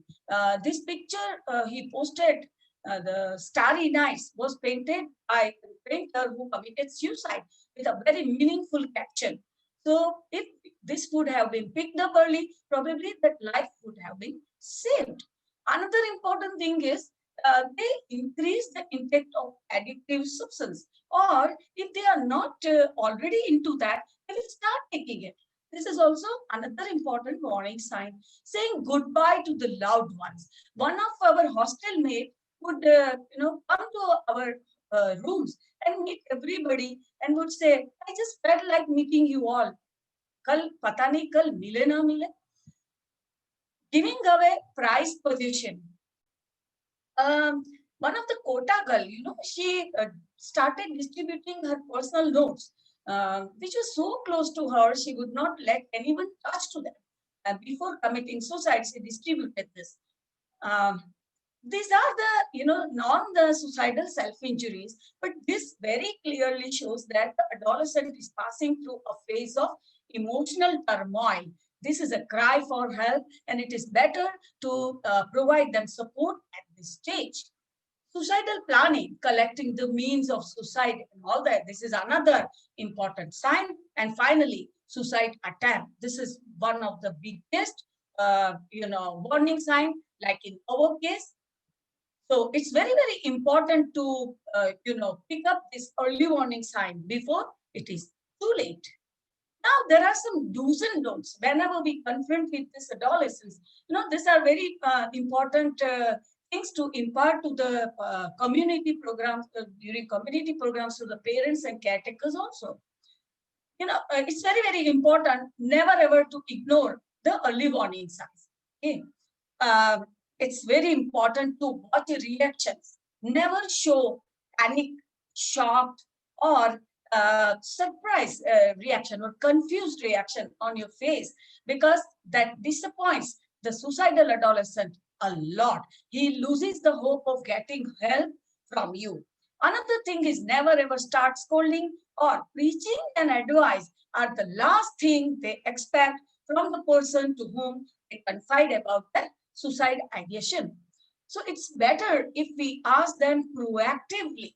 It's no harm using the word suicide or self-harm openly, because that doesn't aggravate the suicidal ideation, but makes them feel more understood, and they will, open up in a better way. If you feel if there is a suicide ideation, then it's always good to ask for the suicide plan. It's extremely important to make the environment safe, because if there is no easy availability of the weapon, the impulse gradually dies out, and many a times the adolescent leaves the thought of attempting suicide. It's our job to convince the adolescent as well as their caretakers to take a professional help if they are passing through the phase of stress, mental health problems, or suicide ideation. Now, there are how do we assess this adolescence? HATS is a extremely good tool which not only provides information about the risk factors and protective factors, but also about the triggers, warning signs, ideation, as well as the plan. There are some good office-friendly screening tools like Ask for Questionnaire, which is a very simple, handy tool. You just have to ask 4 questions regarding suicide ideation during past few weeks. And if the answer to the question 4 regarding suicide attempt is yes, then we have to ask the 5th question. Are you having thoughts of killing yourself right now? If the answer to that is yes, this child needs urgent hospitalization. These are a very good questionnaire which are proposed by WHO in the physician's guideline. It's a very simple questionnaire and helps us to identify the suicidality amongst the adolescents. WHO has proposed a simple plan of action when we confront the suicidal adolescent. It has been found that majority of the adolescents, when they pass through the phase of severe distress, or when they pass through the mental turmoil, the flickering thoughts of suicide may come to them. But if they are allowed to vent out those thoughts, 80% of the adolescents feel so much relief that they drop the idea of committing suicide. If you find that your adolescent has strong suicide ideation, but there is no underlying psychiatric disorder, it is important to assess for the underlying mental health problem and refer to the psychiatrist. If the adolescent has suicide ideation with underlying psychiatric disorder, or if there are presence of severe life stresses in their life, it's always good to make an urgent referral to the psychiatrist. The adolescents, if we found suicidal adolescents, if they are under tremendous agitation, or if there is a history of previous suicide, it is always good to admit them. Now, WHO, under his program, Suicide Prevention Program, SUPRE, has emphasized on 3 important measures for the prevention. First, minimizing the access to the means of suicide, making the environment safe. Early detection and treatment of mental health disorder. And finally, responsible media reporting. This is a very good composite figure proposed by WHO. We can keep it everywhere. We can show this to the community programs when we go for it. Apart from this, the prevention measures, there are a few measures where we can be of great help, like conducting school-based intervention programs for the adolescents and young adults, early identification and treatment of the mental health problem, helping the government to train the health workers regarding identification of the warning signs and how to handle the suicidal adolescents, as well as providing the follow-up care and community support by doing community awareness programs. These are the helpline numbers which are operated nationwide. The Child Helpline number 1098 and National Suicide Prevention Lifeline, which is active 24/7, 365 days. And there are some area-specific helplines also, which we can identify and get from the authorities and should give given to all the school authorities. Should be, they should be projected in our, waiting room also, and in the school notice board also. These are some of the good posters which we can, share with the adolescents. We can keep it in our waiting area. The simple stress management techniques, okay, because stress is the biggest factor, underlying factor leading to the mental health problems and suicidality amongst adolescents. These are the handouts for the parents and the adolescents, which are promoted under the Mental Health Mission Kishorodaya 2018-19 programs of Adolescent Health Academy and IAP together. So friends, at the end, suicide is 100% preventable. So it's very, very important for us to reach out and encourage the adolescents and young adults to speak up to get the help. Thank you so much. These are the references. Thank you, Dr. Sushma, for this comprehensive lecture on suicide prevention and a brief on the suicidal ideation and how to go about it. Thank you so much. If there is time, we can have a few questions on this. I think you can allow one or two questions. That was a very relevant topic and it was well presented. Thank you, Dr. Sushma. Thank you so much. Thanks a lot. Okay, if there are no other questions, we will close the session. Thank you so much once again. Thank you, sir. Thank you, Jairam sir, for that chairing the session, and Sushma madam for that nice and very important topic. Thank you, madam, for being in Calicut. Next, we are going for the last session of the day. It is obesity in adolescents. Session is being taken by Dr. Satish Agarwal, and session is chaired by Dr. Vijay Kumar M, HOD, Department of Pediatrics, Manjeri Medical College. So I request Vijay Kumar sir to take over the proceedings. Good afternoon. At the outset, I thank the organizers for giving me a chance to chair this session, a very important topic regarding the health of an adolescent gradually moving to adulthood. And now the prevalence of overweight and obesity is as high as 20 to 30% and is steadily increasing. And the country like India, we have a dual malnutrition, both under and over nutrition. And the importance is that we are pushing these children to early MI, stroke, type 2 diabetes mellitus, and even cancer. And as far as the etiology is concerned, both genetic and obesogenic environment are very important. And now we are in COVID-19 era, COVID-19 period. I think because of the sedentary habits, obesity and overweight may be increasing in our children also. To deal with this topic, I invite Dr. Satish Agarwal for his talk about obesity. Over to Dr. Satish Agarwal. Thank you, Dr. Vijay Kumar sir. Hello, am I audible? Yeah. Thank you, sir, Chairman sir. My sincere thanks to the organizing team of Adolescon, Southern Adolescon, and Dr. Shaji Thomas John, sir, the chairperson, organizing chairperson. My sincere thanks to Dr. Ashraf Kiti, sir, chairperson of AHA Kerala, and the organizing chairperson, and the whole team. I was put at as the tail ender of this grand inning, so I will try to justify myself. As Dr. Vijay Kumar sir said, the adolescent is a transit period leading to adulthood. So whatever habits, whatever traits they acquire during adolescence, it will pass on to adulthood. And we want our adults and the future citizens as to be perfectly already devoid of all physical, mental, psychological illnesses.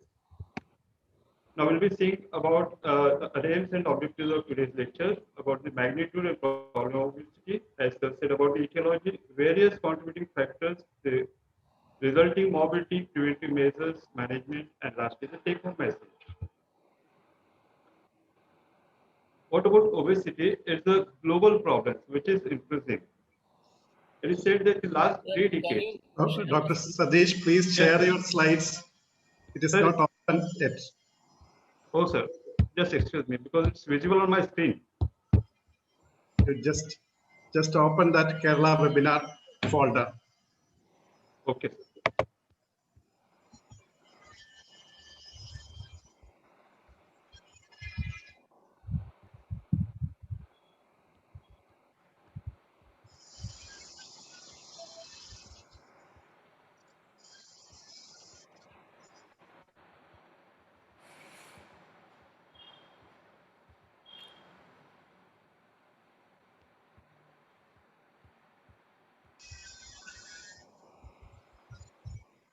Sadish, please copy and paste your PowerPoint presentation on your desktop. Yes, sir.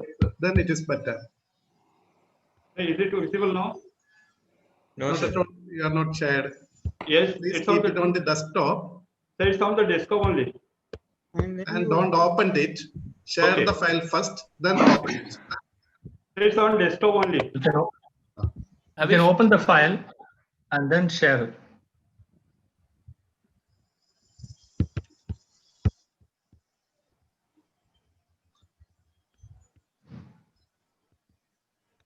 This step will be better.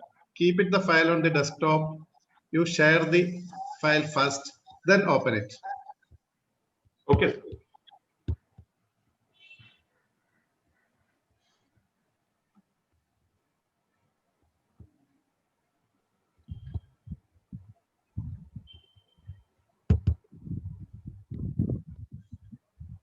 Yes, sir. Yes. Is it visible, sir? Yes, sir. Yeah, it is now okay. Yeah. Yeah, It's okay now. Okay. Excuse for this thing, sir. Yes, it is clear. I think you can proceed. Yes.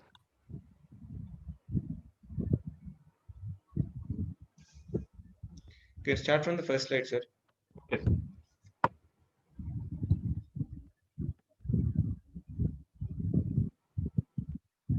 Sir, our aims and objectives about the magnitude of the problems, the various etiological factors, the various contributing factors, morbidity resulting out of obesity, how to prevent and manage obesity, and lastly, the take-home message.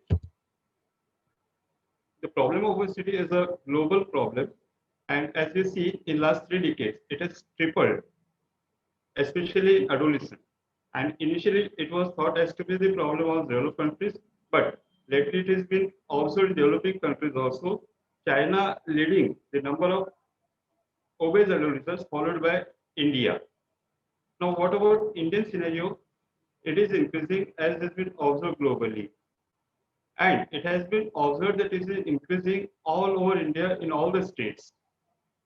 Now, at one hand, we have undernutrition, stunning, and the other hand, we have overnutrition. So both are the extreme ends of malnutrition. But then how to define overweight or the obesity? Without going to much details, excess weight is overweight, and when it leads to morbidity, it may be called as obesity. Now, various measures, classifications have been defined to have been classified to define the overweight of the obesity. But most of the researchers, they have taken into consideration IOTF and the WHO classification. About the age, a very interesting phenomenon has occurred, and it has been observed that the obesity increases as the age advances till the age of 9 years. But then after 9 to 14 years, it either remains stability or decreases. But after 14 years, it increases. Sex more or less is same, with slight preponderance over the male. As far as urban or rural, it's more in urban, and we'll see detailed in later on. And why is it more important? Because we all know weight once gained is very difficult to lose. Now, this is the prediction of 5 to 19 years old with obesity. And see, after 10 years, we'll be having not less than 254 million obese adolescents in the world. What about the positive factors? So obviously, it is the imbalance between the energy intake and on energy expenditure. But is it simply so? No. There are various other factors, and it is the interplay of these factors resulting in overweight and obesity, like genetic factors, socioeconomic status, and the psychological factors. What about the genetic factors? If the mother or the father is obese, will it result in obesity? Answer is yes, but very small contribution, less than 5%. If both the parents are obese, chances increases. What about the elder sibling? If the elder sibling is overweight or obese, chances in younger sibling increases highly. What is the reason? When genetics alone doesn't play the role, because apart from the genetics, it is the environmental and the behavioral factors. We all know the younger sibling, it will follow what the older sibling is doing. About his food habits, about his leisure time, sleep pattern, everything. And there are two most important factors, what are called the epigenetic factors in mother. Now, we know if the mother is overweight, obviously child will be in utero, in situ, will be in the state of hyperglycemia, chances of being overweight are more. But what about the mother is malnourished? We know she will give birth to a small gestational age or low birth weight baby. How will this baby become overweight or obese?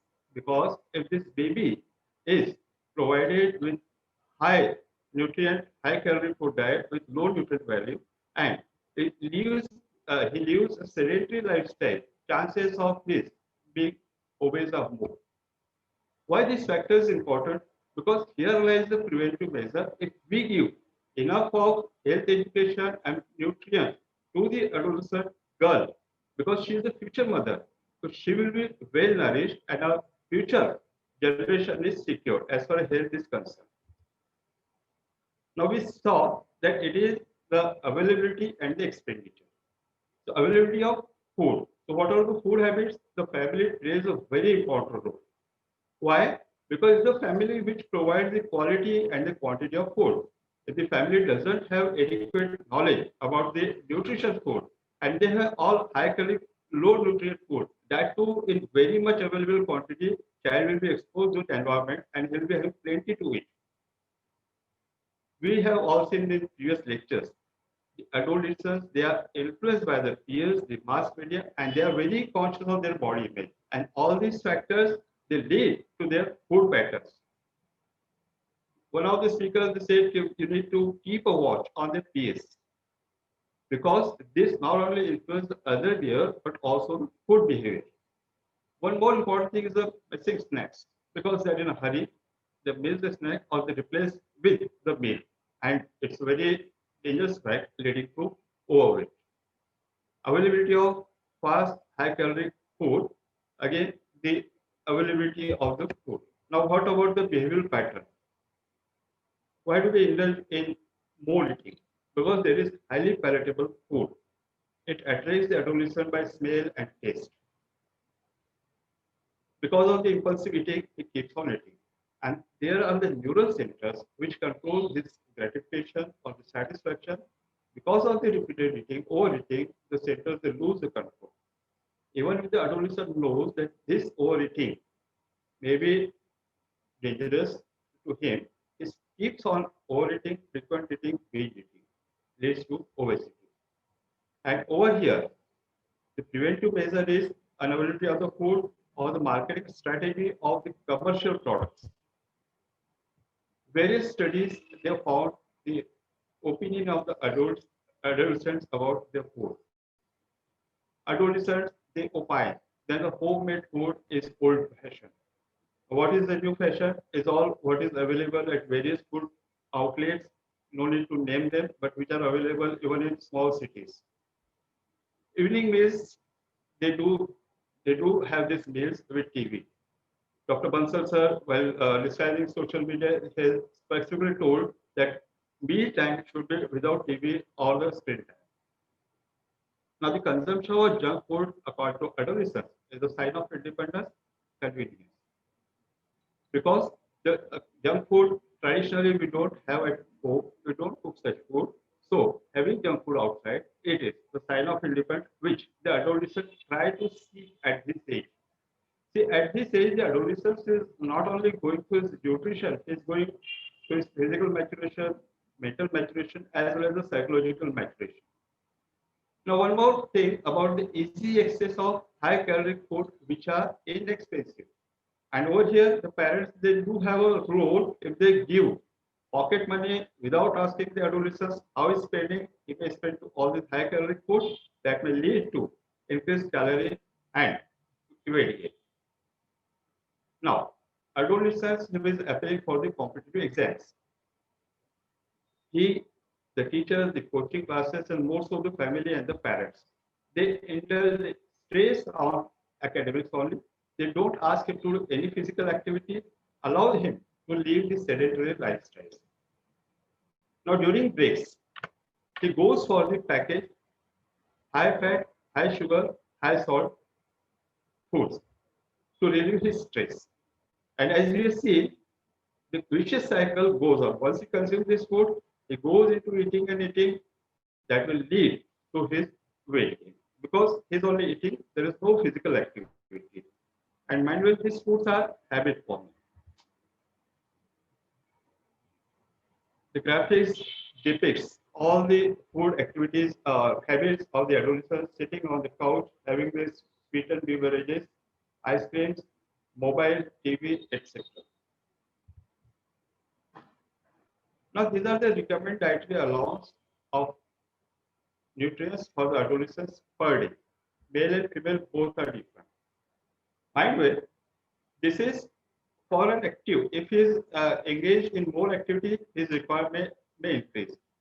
But opposite to that, if he is living a sedentary lifestyle, his requirement should go down. What about physical activity? We all know that physical activity has been defined as any voluntary activity by the skeletal muscles which require energy expenditure. To cause weight gain, there should be increased intake with decreased output. So there should be lack of physical activity. What could be the reasons for that? Because the family. They themselves they don't allow the adolescents to do any physical activity, they discourage it. The society. Everybody is living in these are flats. There are no proper resources, no proper playgrounds for the adolescents or the children to do any physical activity. Schools stress only on academics. Peers, we have seen it. Media will sit later on. Physical activity, one is engaged in physical activity. It will decrease the weight gain problem. It has been proved in Varda, and it is the only single factor divided all the other factors. So at all costs, the children and the adolescents, they should be encouraged for physical activity. You see, we all are stressing only on academics than sports. Over here, the role of schools, it becomes more important. They should provide all safe playgrounds. They should have all trained physical teachers, and they should encourage sports activities as well. Unavailability of adequate and safe playgrounds either in the society, in the living area, or at schools. How much physical activity is required? The chart itself shows for adolescents, it's about 60 minutes of physical activity per day. 60 minutes of moderate to vigorous physical activity. It should be safe, developmentally appropriate, interesting, and practical. All these points are very important. It should be interesting to the adolescents and should be practical. It should not just be theoretical. You should do this thing. Adolescent don't get engaged in all those things because he's developing his own opinion thoughts simultaneously. What kind of physical activities are required? It doesn't require any expensive equipment, an expensive place for that. No gym. It's a simple walking, cycling, avoidance of plates. Transportation media. Initially, most of us might be having a bike when we have completed our MBBS. Nowadays, doing 8, 9, or 10, they are all having a bikes. So nobody is encouraging the walking or the cycling, which itself are very good physical activities. Researchers have observed that if the family gets involved in doing physical activity or exercises, it increases the compliance of the adolescent. Because we all know the child learns at home. It mimics the parents. If they are engaged in physical activity, the same trait is passed on to the child and the adolescent as well. Simultaneously, the social environment should be encouraging for physical activity for all the means, the physical atmosphere, environment around, as well as the psychological environment around. It has been told various times about the screen time. But screen time, apart from all the problems, it increases the probability. More than 2 hours per day increases the probability by 2%. It's quite high. Passive watching is more harmful than active. Now, what is activity watching? If the child is engaged in computer or video games, probably the chances becomes less. But still, may not be allowed. What is the problem? Because sitting idly over a couch, it will lead to overeating. Because of overeating, there will be laziness, decreased physical activity. Apart from that, the TV is bombarded with various advertisements of the high calorie rich, low nutrient food repeatedly shown on TV, plus the availability even in small peripheral areas. It will lead to consumption of such food. And if we find out the root cause, it is from the mother. When we go for the round, we see the mother feeding the child, showing him a mobile with a YouTube video or some cartoon network going on. Child is busy in, watching the video and mother is free. Nobody knows how much food is to be given. And the same trend goes on because child has been fed more and he is allowed to watch mobile or TV screen time. Social factors, urbanization, it is 3 times more concerned with obesity. More is higher social status. But over here, the developed countries, they differ from the developed countries. Developed countries is more in lower social status, while in developing countries, it's also more in higher social status. But urbanization nowadays, what is called as the ruralization, the rural areas with increased transportation facilities and globalization is again turning into urban area. So the problem is increasing in rural areas as well. Education status of the parents, more educated, more the problem. Job profile, especially the mother is working because she will have less time to spend in kitchen, she'll be less engaged feeding the child, and she'll be more encouraging the packaged food which is easy to consume. Availability of food outlets 24/7. Anytime you may order and within minutes they reach to your doorstep. And one more important thing is the lack of close friends and loneliness in the adolescent, leading to overeating and obesity. Consequences of obesity, as Dr. Vijay Kumar said, leading to everything, whatever thing you name it, any system you name it, it has got a bad effect, detrimental effect on all the systems. What about the psychological problems? Because of this, overweight, obesity, they were poor body image, have a low self-esteem. Apart from that, they are bullied and teased by the colleagues. It will lead to loneliness and they become socially isolated, leading to either anxiety or depression. If anxiety starts in adolescence, in adolescent age group, it will last till adulthood, has been proved by various researchers. And because of his overweight, he will not be engaged in any sports activity, will lead to sedentary life, will lead to more eating, and it will lead to increased weight gain, leading to obesity. And obviously, we know that this weight gain becomes stigmatized.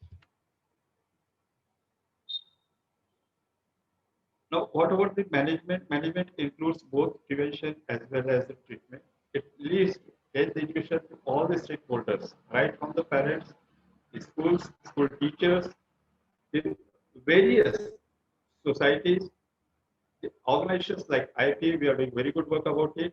The government to form policies, promoting healthy food habits, especially for the adolescent girls. And for this, we need to have the school canteens, the cafeteria. They should be devoid of all this junk food, high calorie, low nutrient foods, and they should encourage the healthy food habits. We should encourage the active lifestyle with more physical activities. It has to be promoted and ban junk food in school premises as well as the advertisements of the TV. Because it's concerned more with the behavioral problems. So these are all the behavior and what behavior changes may bring to the adolescent to stop weight gain and resultant obesity.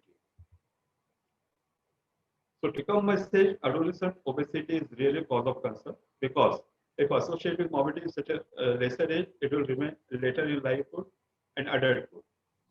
It requires multi-pronged approach from all the aspects. Start from the preconception period. And the last slide is, thanks to all the organizers for giving me this beautiful opportunity to have interesting interaction with you all. And thanks to all the audience for the patient listening. Thank you. Thank you, sir, for that excellent presentation. It was very crystal clear, practical, and to the point. Is there any questions? I think there is no question in the chat box, Ashraf. Dr. Sadish Agarwal was very practical points raised and addressed. That was a comment from the chat box. There are no other questions in the chat box. My sincere thanks to the audience and to you especially. Thank you, Dr. Sadish. Thank you so much, sir. Thank you. Dr. Sadish is a practicing pediatrician at Amaravati, and he was the organizing chairperson of the Adolescon. and the executive member of the IAP Maharashtra. Thank you, sir, for that excellent presentation. I think we can wind up the session. Okay, thank you, Dr. Vijay Kumar. Thank you, Dr. Satish Agarwal, for that nice talk. I think Garg sir had some connection problem during the chairing. He's there. Nihas, please unmute him. He was the dynamic secretary of AHA during 2018 and 19. Sir, please unmute yourself, sir. Garg sir, unmute yourself. Garg sir, sir, आप unmute करिए sir. Dr. Garg, please unmute yourself. Yes. Welcome to everybody at the end of and how things are going on. Well organized. Thank you, sir. Now, Well, I think we had a very good session with all the some speakers. range problem is there. Thank you all the faculty and all the stalwarts of AHA for joining us today in this platform. Now, a big thank you to all from Kerala IAP, from Kozhikode IAP, and from the AHA There's a Kerala. question, Sangeeta I think, madam, Sushma there's a madam, question here with any of the Garg sir, Chawla sir, Sushma Desai madam, Preeti madam, as well as the Swati Bhave madam, and all other stalwarts. Shai sir, Ashraf, there's a question. There's a question here which probably any of the faculty can answer. A high school girl child with multiple affairs with boys, online affairs and friends, groups involved, peer pressure, how to tackle such patients, advice to them. Anyone please answer. Maybe briefly you can give an outline, maybe Dr. Preeti or Dr. Sushma. Sangeeta madam is also Any of there. those are still there. Dr. Preeti madam, we would like to hear from you. Yeah. And some inputs from Dr. You can Sangeeta. unmute yourself, Preeti, you Preeti can madam. unmute yourself. Unmute yourself. You on me? Yes. Yeah, it's okay. Unmute. Unmuted. The last question before we conclude. Ma'am, आपका Now आवाज नहीं आ रही है. try to unmute now. Try to unmute now. She's unmuted. Yeah, it is okay She's now. unmuted. Can you hear me? Yeah. Yeah. Now, see, this is a very tough case, what you have said.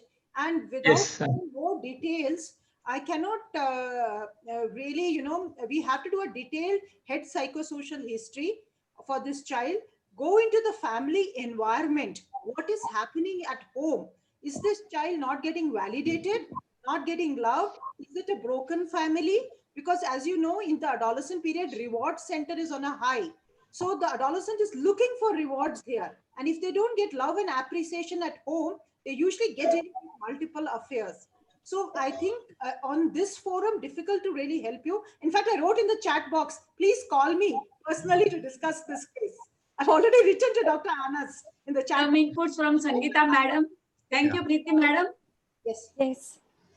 Even I started contemplating how to address this issue because it's a very complex issue and there are multiple factors involved in it which really need to be addressed in a multifaceted manner for this young girl, because we have to take into account what is the genesis, what are the other things which are making her prone towards that, or basically we need to support a few things, facilitate a few things, and address some of the things which just might be risk-taking. So it's going to be a multiple approach. It's not going to be one single answer or addressing one single issue. So that's what it is. Absolutely. The adolescents who are experimenting with their sexuality and exploring the aspects of their sexuality, they may indulge in such behavior. And there are multiple factors which are operating behind that. Thank you, Dr. Preeti madam and Sangeeta madam, for your inputs. Thank you. Now we are going to wind up the session. Thank you, Dr. Nihas, for that nice coordination of the show. Now Thank you, I sir. invite Dr. Ajay V. He's an intensivist at the Baby Memorial Hospital, Calicut, the organizing secretary of the event, for the vote of thanks. Thank you, sir. before thanking all the esteemed faculty, I would like to specially thank our organizing chairperson, Dr. Shajit Thomas John, for organizing such an excellent conference by the top authority in adolescent care. Thank you, sir. And thanking Dr. Ajit Singh Chawla, sir, our AHN National Chairperson, for his presidential address. And always Dr. Narayanan M. and Dr. Balachandra, IAB Kerala President Secretary. So there has been the backbone for the supporting for the adolescent. Thank you, sirs.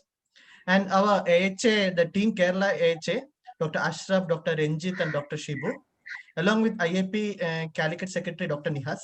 Again, they have shown the organizational excellence in the conference. And our HST Dr. Ramesh Kumar sir, for bringing all the leaders under the single Zoom platform. It's a real privilege to have all the esteemed faculties. It was an excellent scientific sessions, well moderated and excellent talks by Dr. Adul Gupta and Dr. H.S. Baines, Dr. Sangeeta Yadav, Dr. Shailaja Baini, Dr. Piyali Bhattacharya, Dr. Gurdeep Singh Dhuria. And it's been a privilege to hear Dr. Krishnakumar sir giving the MKC oration. Thank you, sir. And also thanking other speakers on the excellent topics, Dr. C.P. Bansal, Dr. Preeti Galgadi, Dr. Sushma Desai, Dr. Sadish Agarwal, and our moderators, Dr. Venkatesh, Dr. Garg JC, Dr. Jairam, Dr. Vijay Kumar, Dr. Ashraf, and Dr. Ranjit. So also I give my sincere thanks to all the participants. We had more than 200 participants in the Zoom platform and much more on the YouTube channel. Thank you all. So looking forward to meet you again in person once this epidemic is over. Thank you, everyone. Thank you all. Thank you. Thank you so much. Thanks all the organizers, AHA Kerala, IP Kerala, IP Kozhikode, and Dr. Shaji Thomas sir for the able guidance and leadership, sir. And amongst all the turmoils and stress related to COVID duties and everything, you could organize this conference in a very short notice. It was a fantastic organizational skill which you showed. Sincere thanks from Central AHA to all the Adolescent Health Academy as well as IP stalwarts and the local organizers. And all the dignitaries, including the esteemed faculties, to be a part of this very enlightening and enriching conference. We wish you best luck for all the coming conferences. Thank you so much. Thanks a lot. Thank you, Dr. Sushma, and thanks to Dr. for all the guidance given. I'm very happy that a large number of our past chairpersons were present on this platform. And it was really Tuteja sir joined. Yeah, Dr. Sadi Bhave, Dr. Tuteja, and well, others, the speakers there. It was really wonderful. Thank you all. Thank you very much. Thank you. Thank you. Thank you. Thank you.